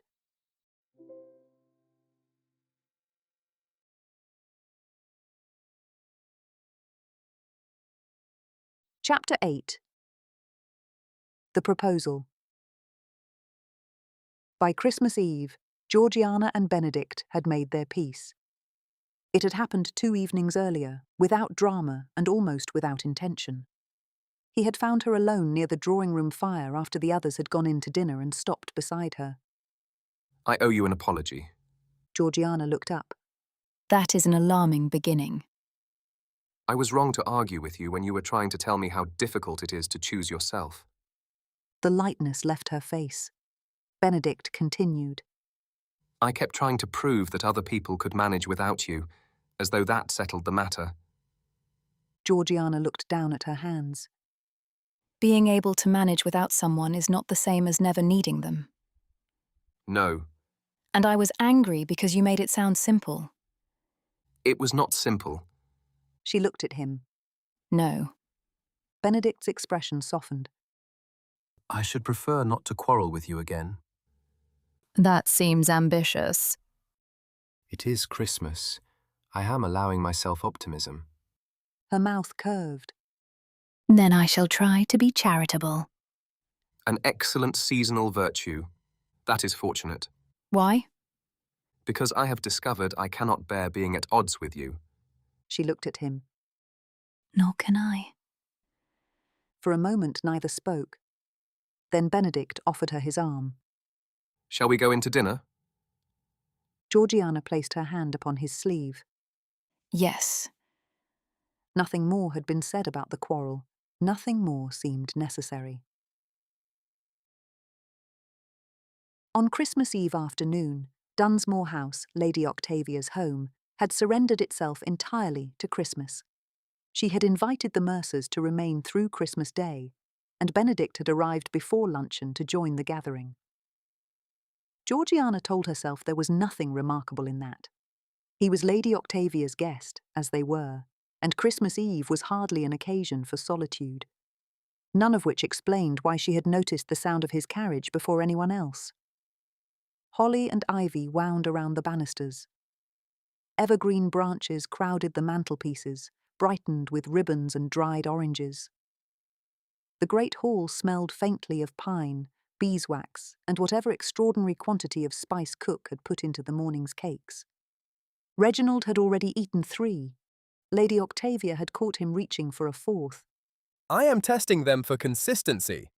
You have been testing them since breakfast. Consistency requires a representative sample. Georgiana had been laughing when she looked across the room and found Benedict watching her. He had been doing that rather often, not staring. Benedict was too well-mannered to stare. But she would turn from a conversation and discover his attention upon her, or enter a room and see the small change in his expression when he noticed her. It had become dangerously easy to imagine that such things meant something. After luncheon, Lady Octavia proposed a walk before the light failed.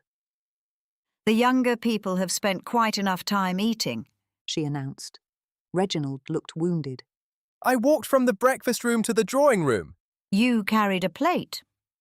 That does not invalidate the walk. Within half an hour, the party had divided itself among coats, bonnets, scarves, and arguments about the weather. Snow had fallen during the night, enough to soften the lawns and gather along the stone balustrades without making the paths impassable. The afternoon was pale and still, with a winter sun already lowering behind the trees. Georgiana had just fastened her gloves when Benedict appeared beside her. Will you walk with me? Her fingers paused upon the final button. Yes. The reply was immediate. A quiet smile escaped him. Sophia joined them, and Reginald followed with a small packet of sugared almonds, which he claimed to have discovered accidentally. They set out along the broad path beyond the south terrace. For the first several minutes they remained together, Sophia admiring the snow, and Reginald expressing concern that Christmas weather was beautiful, chiefly because other people were required to work in it. Then they reached the lower garden. Sophia stopped to examine the frozen fountain. Reginald stopped because Sophia did. Benedict did not. Georgiana glanced back. We are abandoning our chaperones. They are 20 yards away. 25. Then we should walk slowly. She looked at him. You arranged this. I arranged nothing. Reginald's inability to pass a frozen fountain without investigating it is a gift Providence has placed in our path. Behind them came a sharp crack, Sophia exclaimed. Reginald said, I was merely testing the thickness. Georgiana laughed. Benedict smiled, but there was an unusual gravity beneath it. They continued along the path. To their right, Dunsmore rose above the garden, every window beginning to glow as servants lit lamps against the early dusk. Evergreen garlands framed the terrace doors. Through the glass, Georgiana could see movement in the great hall.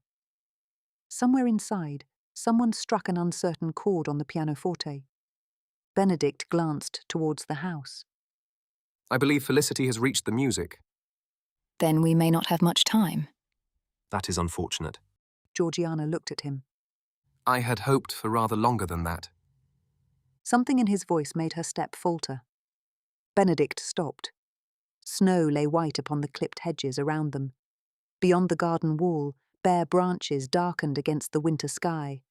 For once, Benedict did not rescue the moment with humour.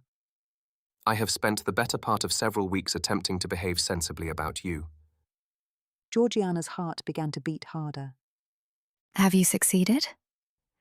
Not remotely. She smiled. I have attempted patience. He continued. I have attempted discretion. I have even attempted not arranging my day according to whether I expect to see you. That seems inconvenient. Extremely. He came nearer. I do not want to wonder whether I shall see you at dinner. I do not want to count how many times I may dance with you before people begin talking, or pretend indifference when another man asks you before I can reach you. Benedict. The laughter disappeared from his eyes. I do not want you to remain at the edge of my life, Georgiana. He took her hand.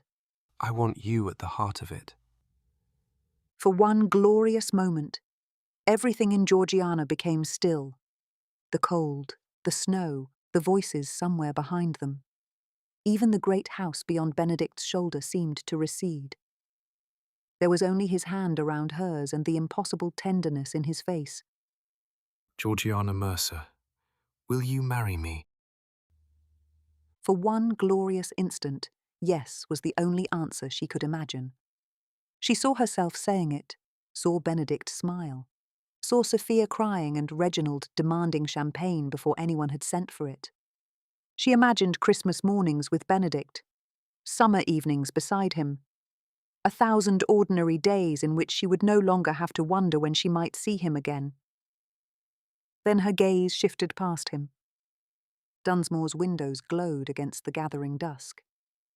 It was Lady Octavia's house, not Benedict's, but suddenly Georgiana saw in it the scale of the life that awaited a duchess. Great rooms filled with guests she would be expected to receive. A large household, tenants, charities, estates, invitations, accounts, a duke's wife, a duchess. She could imagine doing all of it. That was precisely what troubled her. Her fingers went still in his hand. Benedict noticed at once. You need not answer this moment. Georgiana looked at him. Why me? His brows drew together. Why you? Why do you think I would make a good duchess? For a moment he seemed surprised. Then his expression softened, and Georgiana knew he believed he understood. You are wondering whether I think you could manage it. I asked why you think I would be suited to it. Because you are intelligent. Something inside her tightened. You have excellent judgment. You see people clearly. You are kind without being easily imposed upon. She said nothing. You understand responsibility. People trust you. You manage difficult situations without making anyone feel managed. Her hand went cold in his. Benedict continued. A large household would not intimidate you, nor would the estates. You notice what people need. You see problems before they become crises. Georgiana slowly withdrew her hand. He stopped. Behind him Dunsmore shone gold through the winter dusk. You think I would be useful? His expression changed. What? As your duchess. That is not what I said. You said I am competent, responsible, good at managing people. Because you are. Yes. Her throat tightened. I have been useful all my life. Benedict stared at her. I know what it is to be valued for what I can do. Georgiana. I do not want that to be the reason you choose me.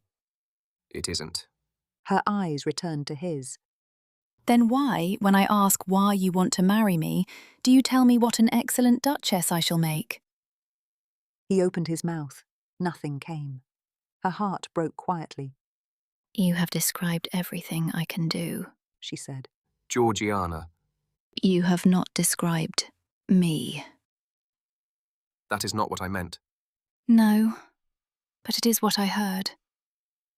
He stepped closer. I am trying to tell you that I admire you, that I trust you. I understand. That there is no part of my life I would hesitate to place in your hands. And there it was again. Her hands, her judgment, her ability to carry what other people gave her.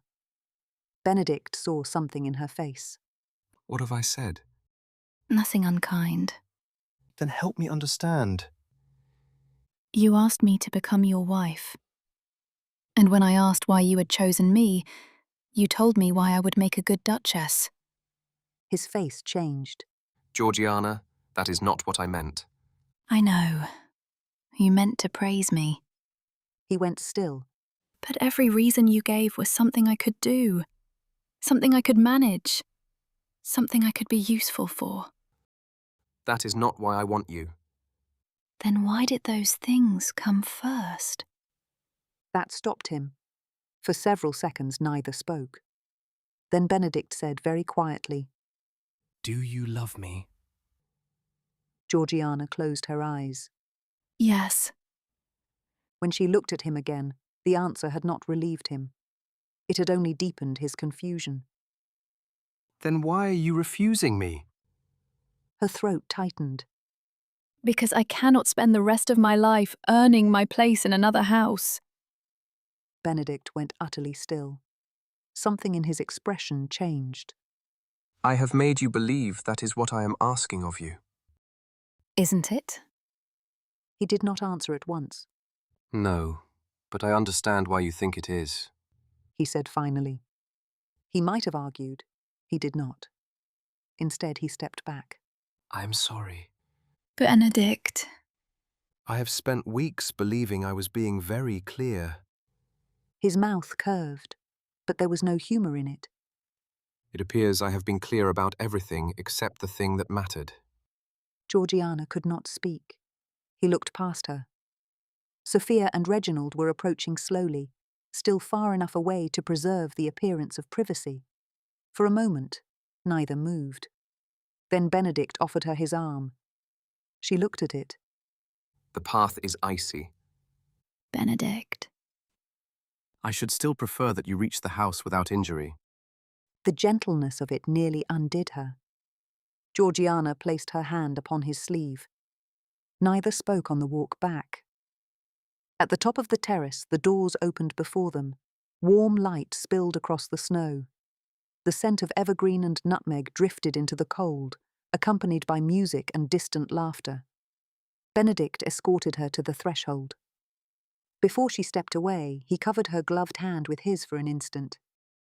Happy Christmas, Georgiana. Her heart twisted. Happy Christmas, Benedict. He stepped aside to let her enter. Only a short while earlier, she had imagined Christmas mornings with him for the rest of her life. Now she had to imagine them without him.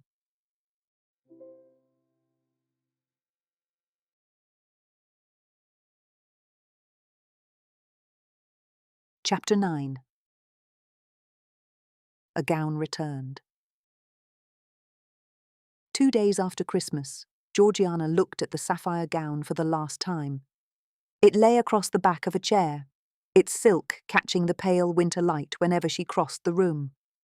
She had put off packing it until that morning, though she could not have said why. It seemed absurd that so much could have happened because of a dress. She smoothed one sleeve. That was not true, of course. The gown had not made Benedict notice her. It had only made Georgiana notice that he had. She placed the gown carefully in its box, laid tissue over the folds, and closed the lid.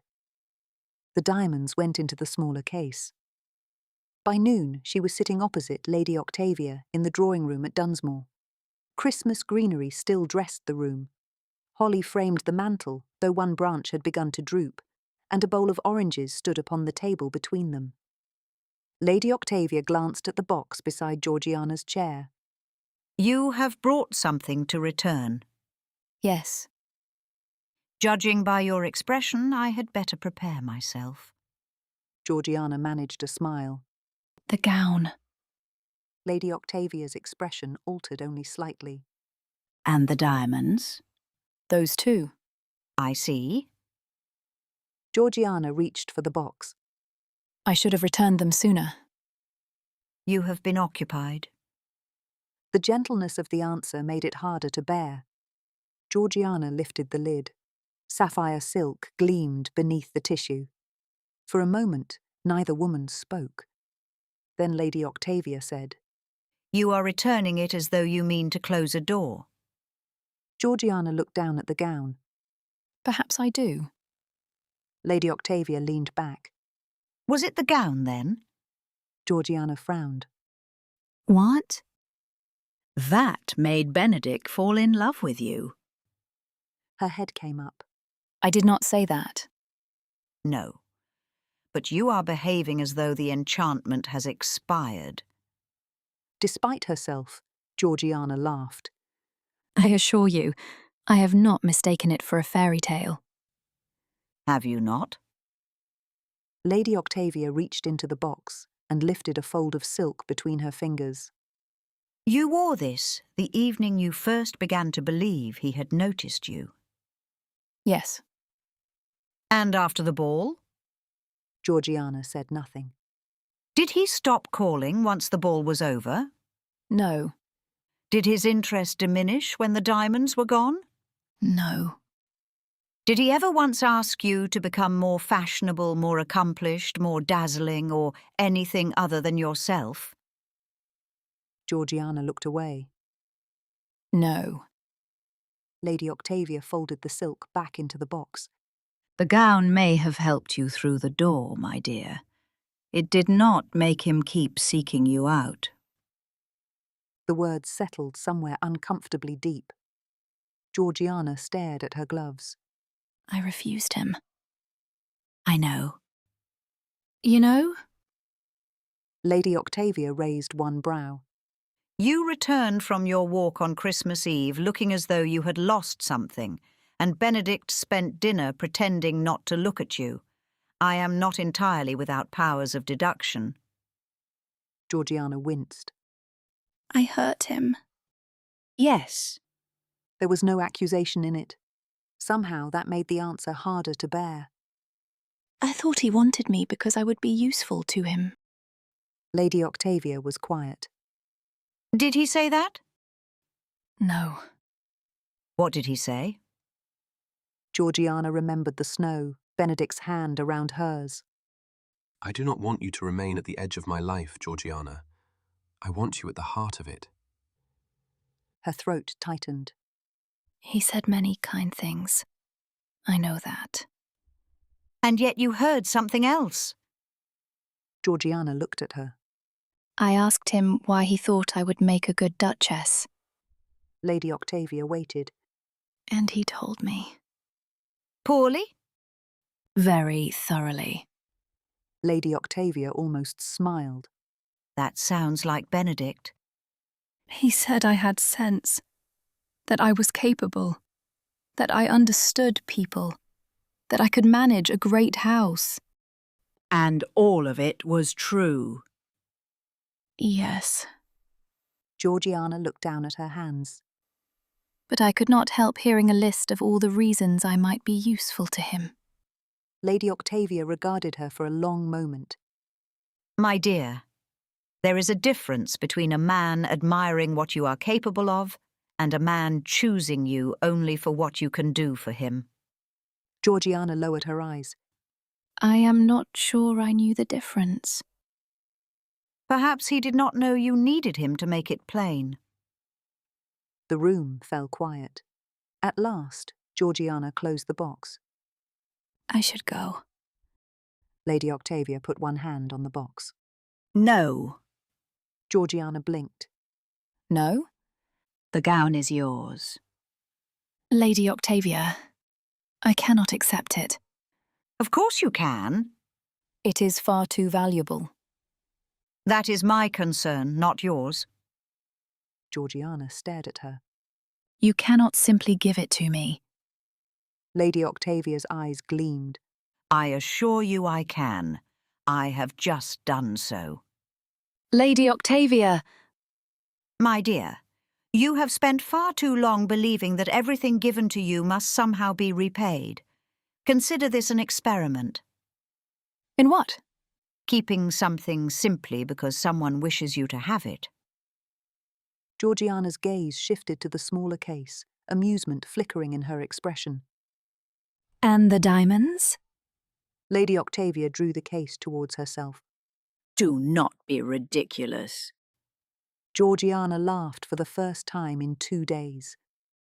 When she returned to Mercer House, she discovered that something had gone terribly wrong. No one appeared to be waiting for her to do anything. She stood in the hall for several seconds before accepting the evidence. Aunt Agatha was speaking directly to Cook about the following week's menus. Sophia sat at a small table addressing her own correspondence. Reginald was standing at the writing desk, sealing a note. Georgiana stopped. What are you doing? Writing to the cabinet maker. Why? The handle on that cabinet has been loose since October. She stared at him. Reginald looked up. I have recently learned that noticing a problem and mentioning it to Georgiana does not constitute having it repaired. Sophia pressed her lips together. Georgiana looked from one to the other. What is happening? We are experimenting with self-government, Reginald said. How is it proceeding? He glanced at the note. So far, it has required an unreasonable amount of correspondence. Sophia laughed. Reginald sanded the page and folded it. I am learning. Aunt Agatha turned from Cook. Did Lady Octavia receive her things? The diamonds. Aunt Agatha glanced at the box. And the gown? She gave it to me. Sophia abandoned her letters. She did? Yes. That was kind. Georgiana looked around the room. You are all behaving strangely. Aunt Agatha became very still. No, she said. I believe we are trying to behave better. Georgiana's amusement faded. She had told them the previous evening that Benedict had proposed and that she had refused him. She had not repeated everything that had passed between them, but she had admitted that she could not bear to be chosen chiefly for what she could do for others. Apparently, that had been enough. Aunt Agatha crossed to the sofa. Sit down. Aunt, you need not make this solemn. I'm quite old enough to make anything solemn if I choose. Reginald set aside the note. Sophia came to sit beside Georgiana. Aunt Agatha folded her hands. We have been talking. That is rarely reassuring. Reginald nodded. I said the same thing. Aunt Agatha ignored him. You have given this family a great deal, Georgiana. I have never minded. That does not mean we had any right to expect it. Georgiana looked at her. Aunt Agatha's voice softened. I was grateful for all you did. And I did not notice when I began to rely upon it as though it were my due. Aunt... No, let me finish. Georgiana did. I do not want what you have given us to become a claim upon you. Something in Georgiana's chest tightened. Reginald leaned forward, his forearms on his knees. You made it very easy to rely upon you. Georgiana looked at him. That sounds suspiciously like my fault. It is not. It means we should have noticed when relying upon you became assuming you would always do what was needed. His usual lightness remained, but there was no joke in the words. Georgiana looked at Sophia. Her cousin's eyes had filled. I never meant to make you feel trapped. You did not. Not by myself, perhaps. Sophia took her hand. But I liked knowing you would always be there. I liked that if I was frightened or foolish or uncertain, I could simply come and find you. You still can. Sophia tightened her fingers around Georgiana's. You must know that you are free to leave us. But I do not wish to. I know. But I would rather you stayed because you wished to stay than because you thought it your duty.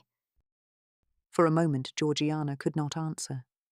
She had thought choosing a life of her own might mean losing this one. Mercer House, her family, her place among them. But being free to leave did not mean she had to lose any of it.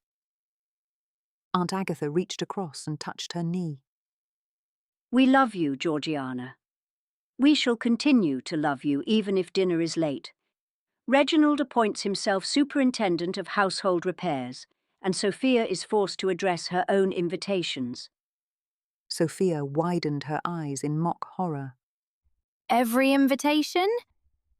Do not be dramatic. Reginald glanced towards the cabinet. I think superintendent may be premature. Georgiana laughed and then, inconveniently, began to cry. Sophia put her arms around her. Aunt Agatha produced a handkerchief. Reginald, apparently deciding tea was the only sensible response, went in search of it. Later, when the house had quieted, Georgiana sat alone in the drawing room. The sapphire gown lay upstairs, not returned, not borrowed. Hers. She thought of Lady Octavia's words. The gown may have helped you through the door, my dear. It did not make him keep seeking you out. Benedict had sought her out, again and again, at the ball, in crowded rooms. Whenever there was an excuse to be near her, And now he had stopped, not because his feelings had changed, because she had refused his proposal. He had not come to Mercer House. He had sent no letter, no flowers, no message through Lady Octavia. He had not asked Sophia to plead his case or Reginald to arrange an accidental meeting. He had respected the answer she had given him. He had let her go. The realization hurt. And then another followed. Benedict had asked her what she wanted from the beginning. He remembered the book she had mentioned. He had come to see her when she wore an ordinary morning dress. He had watched for her in crowded rooms. He had rearranged his days because he hoped she might be in them. He had quarrelled with her, apologized when he understood he had been wrong, and listened when she told him he had hurt her. None of those things had depended upon what she could do for him. Her breath caught. She remembered the proposal again, not the part that had gone wrong, the part before it. I do not want you to remain at the edge of my life, Georgiana. I want you at the heart of it. Then she had asked him why he had chosen her. Benedict had thought she wanted reassurance about the life he was offering her, and so he had answered accordingly. Georgiana closed her eyes. Perhaps she had been wrong about what his answer meant, but there was still one thing he had never said. Georgiana opened her eyes. She stood and hurried into the hall. Aunt Agatha was crossing it with a book in one hand. Georgiana? I need the carriage. Aunt Agatha stopped. Now? At once, if I may. Reginald appeared in the doorway, still holding his cup of tea. Have we an emergency? No. Georgiana reached for her gloves. Sophia appeared at the top of the stairs. Where are you going? Georgiana looked at them, at the family she loved. Then she smiled. To find Benedict.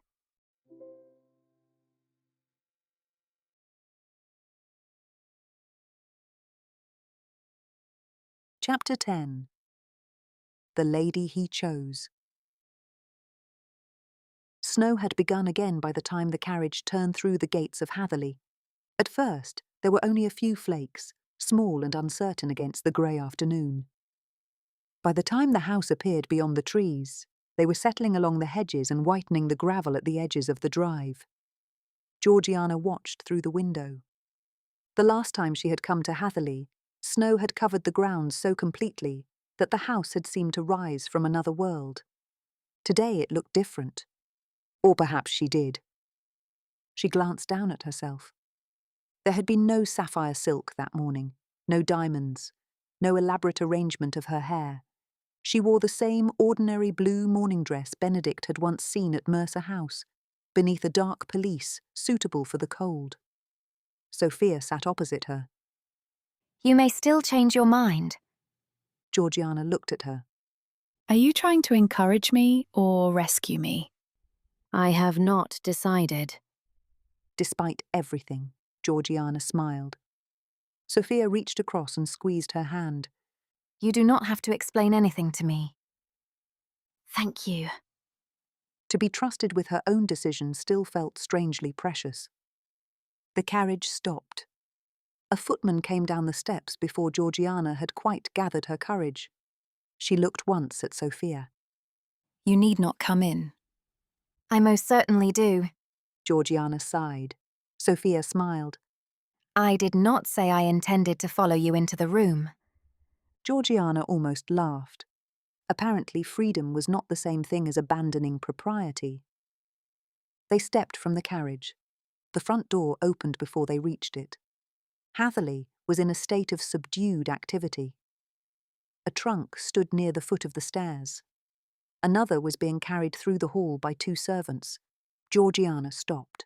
The butler bowed. Miss Georgiana, Miss Sophia. Is His Grace at home? Yes, miss. Georgiana's gaze fell upon the trunk. Is His Grace leaving? For London, miss, he intends to depart within the hour. Her heart lurched. Within the hour? Yes, miss. For one absurd instant, Georgiana pictured arriving an hour later and finding him already on the London road, carrying with him the words of her refusal and none of those she had come to say. Would you please tell him that I am here? The butler's expression remained admirably impassive. Of course, miss. He had scarcely taken 3 steps when a door farther along the hall opened. Benedict appeared. He stopped. For several seconds, neither of them moved. He was dressed for travel, his dark coat buttoned and his cravat immaculate. But there was a weariness about his face that Georgiana had never seen there before. His gaze went first to her, then to Sophia, then back again. Georgiana. She had rehearsed this moment more than once on the journey. Now that Benedict stood before her, every carefully chosen word deserted her. Benedict! His expression changed. Has something happened? No. He came towards her. Your family? They are well. His gaze shifted to Sophia. And you, Sophia? Perfectly well, though I believe I should very much like some tea. Georgiana looked at her. Sophia's expression was innocence itself. Benedict almost smiled. That can certainly be arranged. He turned to the butler. Please see that Miss Sophia is made comfortable in the morning room. Sophia gave Georgiana one small, encouraging look, then followed the butler towards the morning room. The familiar dryness of the exchange had loosened something painfully tight in Georgiana's chest. Benedict looked back at her. Will you come into the library? Yes. He led the way. The library was much as Georgiana remembered it, warm with firelight and lined with books. Papers lay in orderly piles upon the desk, and a travelling case stood open upon a chair. Above the fireplace hung the portraits of Benedict's parents, the late Duke and Duchess of Hatherleigh. Georgiana had never known them, but she had heard Benedict speak of them with affection, particularly of his mother, who had died when he was still a young man. Benedict left the door ajar behind them. Georgiana removed her gloves slowly. You are leaving. Yes. For London? This afternoon. Why? His eyes met hers. I thought distance might be useful. For whom? For both of us, I hoped. Did you truly think it would help? No. Georgiana looked at him. Then why go? His expression altered. Because staying seemed harder. Silence gathered between them. Benedict looked at the gloves in her hands. If you have come because you are concerned about me, you need not be. I am concerned about you. His mouth curved faintly. That is unfortunate. I did not say it was the reason I came. The faint curve disappeared. Georgiana drew a breath. I returned the gown to Lady Octavia this morning. Benedict blinked. The gown? The sapphire gown I wore to the ball here at Hatherleigh. Ah, She gave it to me. of course she did. Georgiana looked at him. You do not sound surprised. I have known Lady Octavia considerably longer than you have. She kept the diamonds. That also sounds like Lady Octavia. A laugh escaped Georgiana. Benedict smiled, only briefly. Then the quiet returned. Georgiana looked down at her blue skirts. For a long time, I think I believed the gown had changed something. Benedict said nothing. I went to that ball wearing something that was not mine. Diamonds that were not mine.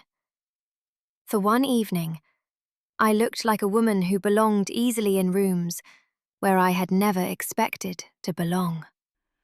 She lifted her eyes to his. And I thought that was when you first noticed me. It wasn't. Her breath caught. Yes, I know that now. She came a little nearer. I thought some part of the enchantment belonged to the gown, that perhaps it had made me into someone you could see differently. Georgiana. But afterward you came to Mercer House when I looked like this. Her gaze dropped to her plain morning dress. You brought me a book because I had mentioned it once. You remembered things I said. You found me in crowded rooms. You arranged your days because you hoped I might be in them. Something flickered across his face. You remembered that. I remember everything. Benedict looked away. Georgiana tightened her fingers around her gloves. And after I refused you, you did not try to change my mind. His gaze returned to hers. You did not come the next morning with another argument. You did not send word through Lady Octavia. You simply accepted what I had said. What else could I have done? The bewilderment in his voice was so genuine that Georgiana's throat tightened. You might have made me feel that I had wronged you by refusing. You might have argued until I began to doubt whether I had any right to refuse you at all. I would never do that. I know that now. Her answer came softly. For a moment, the only sound was the fire. Georgiana looked down. My family knows about the proposal. Benedict's eyebrows rose. I am not certain whether to be relieved or terrified. They surprised me. In a good way? Yes. She smiled faintly. They told me that I was free to leave them. Benedict watched her. I told them I did not wish to. And? Sophia said that was precisely why I must be free to do it. Something softened in his expression. Georgiana swallowed. I believe I have spent so long being useful to the people I love that I began to feel I must earn my place with them. Georgiana. You told me I had sense, that I was capable, that I could manage your household and estates and bear all the responsibilities of your life. And all I heard was another measure by which I might earn my place beside you. Benedict closed his eyes briefly. When he opened them, regret had settled into his expression. I understand that now. She stared at him. I have had 2 days to realize that I answered the wrong question. The corner of her mouth lifted. You answered very thoroughly. Yes, that was part of the problem. He moved closer. You asked me why I had chosen you, and I answered by telling you why you would make an excellent Duchess. You thought that was what I was asking. I did. Georgiana looked at him. You asked me whether I loved you. Yes. And I answered you. His expression changed. But you never told me whether you loved me. Benedict went very still. Georgiana, I thought you knew. I hoped. That is not quite the same thing. No, it is not. I should have told you plainly. There was no defense in his voice, only regret. Somehow that moved her more than any elaborate apology could have done. Benedict drew a breath and glanced around the library. Hatherleigh manages very well without your assistance. Georgiana blinked. He continued with perfect seriousness. The accounts are kept, the tenants are attended to, the servants perform their duties with remarkably little interference from me, which I suspect they prefer. Her mouth curved. I do not need you to rescue Hatherleigh. I should hope not. I do not need your fortune. I am glad to hear it, for I have very little of it. Then I am fortunate not to require it. She laughed softly. I do not need you to manage my household or foresee every difficulty before it arises. He came closer. And I most certainly do not want you to spend the rest of your life earning the right to stand beside me. Georgiana's eyes burned. Benedict's voice lowered. There is nothing you must do to earn a place in my life. You already have one. Her breath caught. Hatherleigh does not need you, Georgiana. He took her hand. I do. For a moment she could only look at him. I love the way you see the world. I love that I know when you enter a room without having to look for you. His thumb moved gently across her fingers. I love your kindness, but I do not require it of you. I admire everything you are capable of, but none of it is the price of my love. He held her gaze. I love the woman who argues with me when I deserve it, the woman who laughs at Reginald, The woman who answered far too quickly when I asked her to walk with me and then hoped I had not noticed. A tear slipped down Georgiana's cheek. Benedict lifted his free hand and caught it with his thumb. I love you when you are helping everyone around you. Another tear followed. And I love you just as well when you choose something for yourself. She laughed through her tears. That is not terribly romantic. I have already attempted terribly romantic. It went badly. Benedict smiled, though his own eyes had grown bright.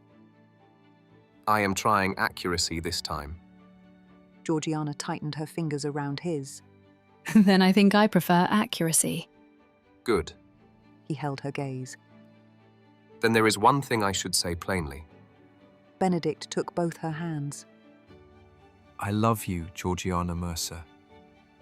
She closed her eyes for one brief moment. When she opened them, he was still there, still waiting. Will you marry me? Yes. Benedict did not move. Georgiana stared at him. Yes. She repeated. I heard you. Then why are you looking at me like that? I am attempting to collect myself. She laughed, and then Benedict kissed her. There was nothing cautious about it. His hands came to her face, and Georgiana caught the front of his coat, holding him as though she had come all this way for precisely this. When at last he lifted his head, his forehead rested lightly against hers. You are certain? Yes. Entirely?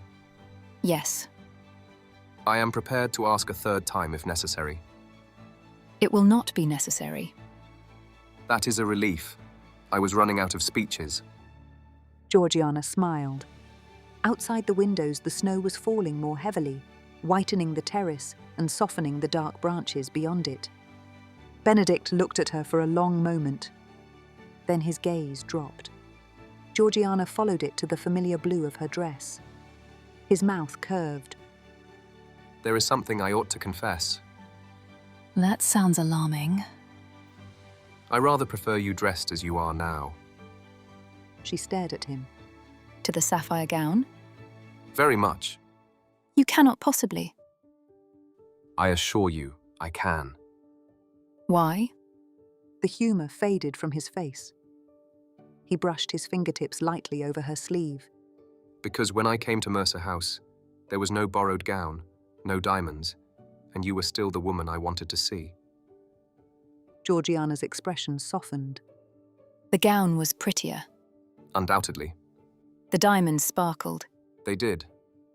Georgiana gave him a look. Benedict smiled. But none of that was why I wanted to know you better. He took her hand. You interested me from the moment you stood beside that stranded cart and laughed at me. I did not laugh at you. You most certainly did. Georgiana smiled. Perhaps a little. Benedict lifted her hand to his lips. It proved remarkably effective. For once, Georgiana did not argue.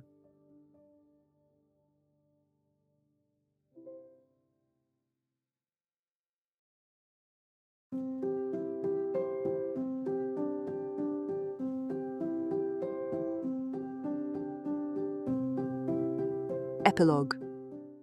The next winter. 1 year later, Hatherleigh held its winter ball again. There were candles in every window, music in the ballroom, holly wound around the banisters, and enough hothouse flowers to make Reginald wonder aloud whether anyone had remembered it was December. Georgiana, Duchess of Hatherleigh, wore a gown of soft ivory silk, embroidered at the hem and sleeves with delicate silver leaves that shimmered whenever she moved. It was elegant without being ostentatious, and she had chosen it simply because the moment she saw it, she thought it beautiful. Lady Octavia's diamonds glittered at her throat. They had arrived on the morning of Georgiana's wedding with a note so characteristically brief that no one doubted its author. You may have them now. Do try not to make a fuss. Lady Octavia herself stood near the edge of the ballroom that evening, looking exceedingly pleased with the result of her interference. She had long since decided that Georgiana and Benedict's marriage was largely her own accomplishment. Hugh refused to allow her quite so much credit, pointing out whenever the subject arose that Lady Octavia had supplied only a gown, a pair of diamonds, and a timely invitation. Benedict, he maintained, had done at least some of the work himself. Felicity was inclined to agree, though she freely conceded that her brother's first attempt at proposing had done very little to strengthen his claim.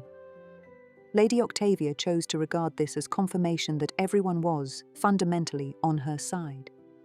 The Mercer family had changed as well, though not so much that they had ceased to be themselves. Agatha still offered advice before anyone requested it. Reginald still approached ordinary inconveniences as though they were philosophical problems. Sophia still brought Georgiana every question she might perfectly well have answered herself. Now engaged to Mr. Beckett, she was discovering that happiness was considerably more difficult to conceal than she had once imagined. Lady Caroline, it may be noted, was conspicuously absent. Once Hugh had told Benedict what had happened to the note intended for Georgiana, her invitations to Hatherleigh had ceased with impressive efficiency. Georgiana had once believed that she must earn her place, that if she ceased anticipating every difficulty, smoothing every path, and making herself indispensable, she might discover there was no place for her after all. She had been mistaken.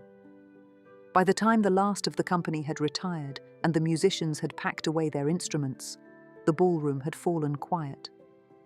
Benedict found Georgiana there beneath the fading candlelight and, despite the absence of music, persuaded her to dance with him once more. They danced slowly, somewhat badly, and with complete happiness. As Georgiana and Benedict turned beneath the candlelight, the diamonds at her throat inevitably recalled another winter ball, another dance, and the sapphire gown that had once seemed to Georgiana almost enchanted. For a time, she had believed that first winter ball at Hatherleigh marked the beginning of Benedict's love for her. It did not. Benedict had noticed the gown. He had noticed the diamonds, and he had certainly noticed how beautiful Georgiana looked in them. But what would become love had begun before any of it. It had begun in the village, with a stranded cart, a stubborn wheel, and a woman who had laughed at a duke because he deserved it. He had wanted to hear her laugh again. The borrowed gown had not begun the story. It had merely made one evening more beautiful, and perhaps that was the truth Georgiana had taken longest to understand. Beautiful things might lend an evening a little enchantment, but they could not create what was not already there. For one winter evening, Georgiana had believed that sapphire silk, diamonds, and candlelight had transformed her into someone she might otherwise never have been. In time, she had learned better. The silk and diamonds had been borrowed. Nothing else had been. The end. And so, Georgiana has found a place beside Benedict, not because she made herself useful, but because she was loved entirely for herself. If this story stayed with you, more romances are waiting in Love Above Rank. These are stories where love crosses the boundaries of title, fortune, and expectation, and where the heart pays very little attention to what society considers a suitable match. Dukes and ordinary misses, impossible matches, and love finding its way across the distance between them. Tap the playlist on your screen to continue listening. I shall return soon with another romance, unless Reginald has eaten all the cakes.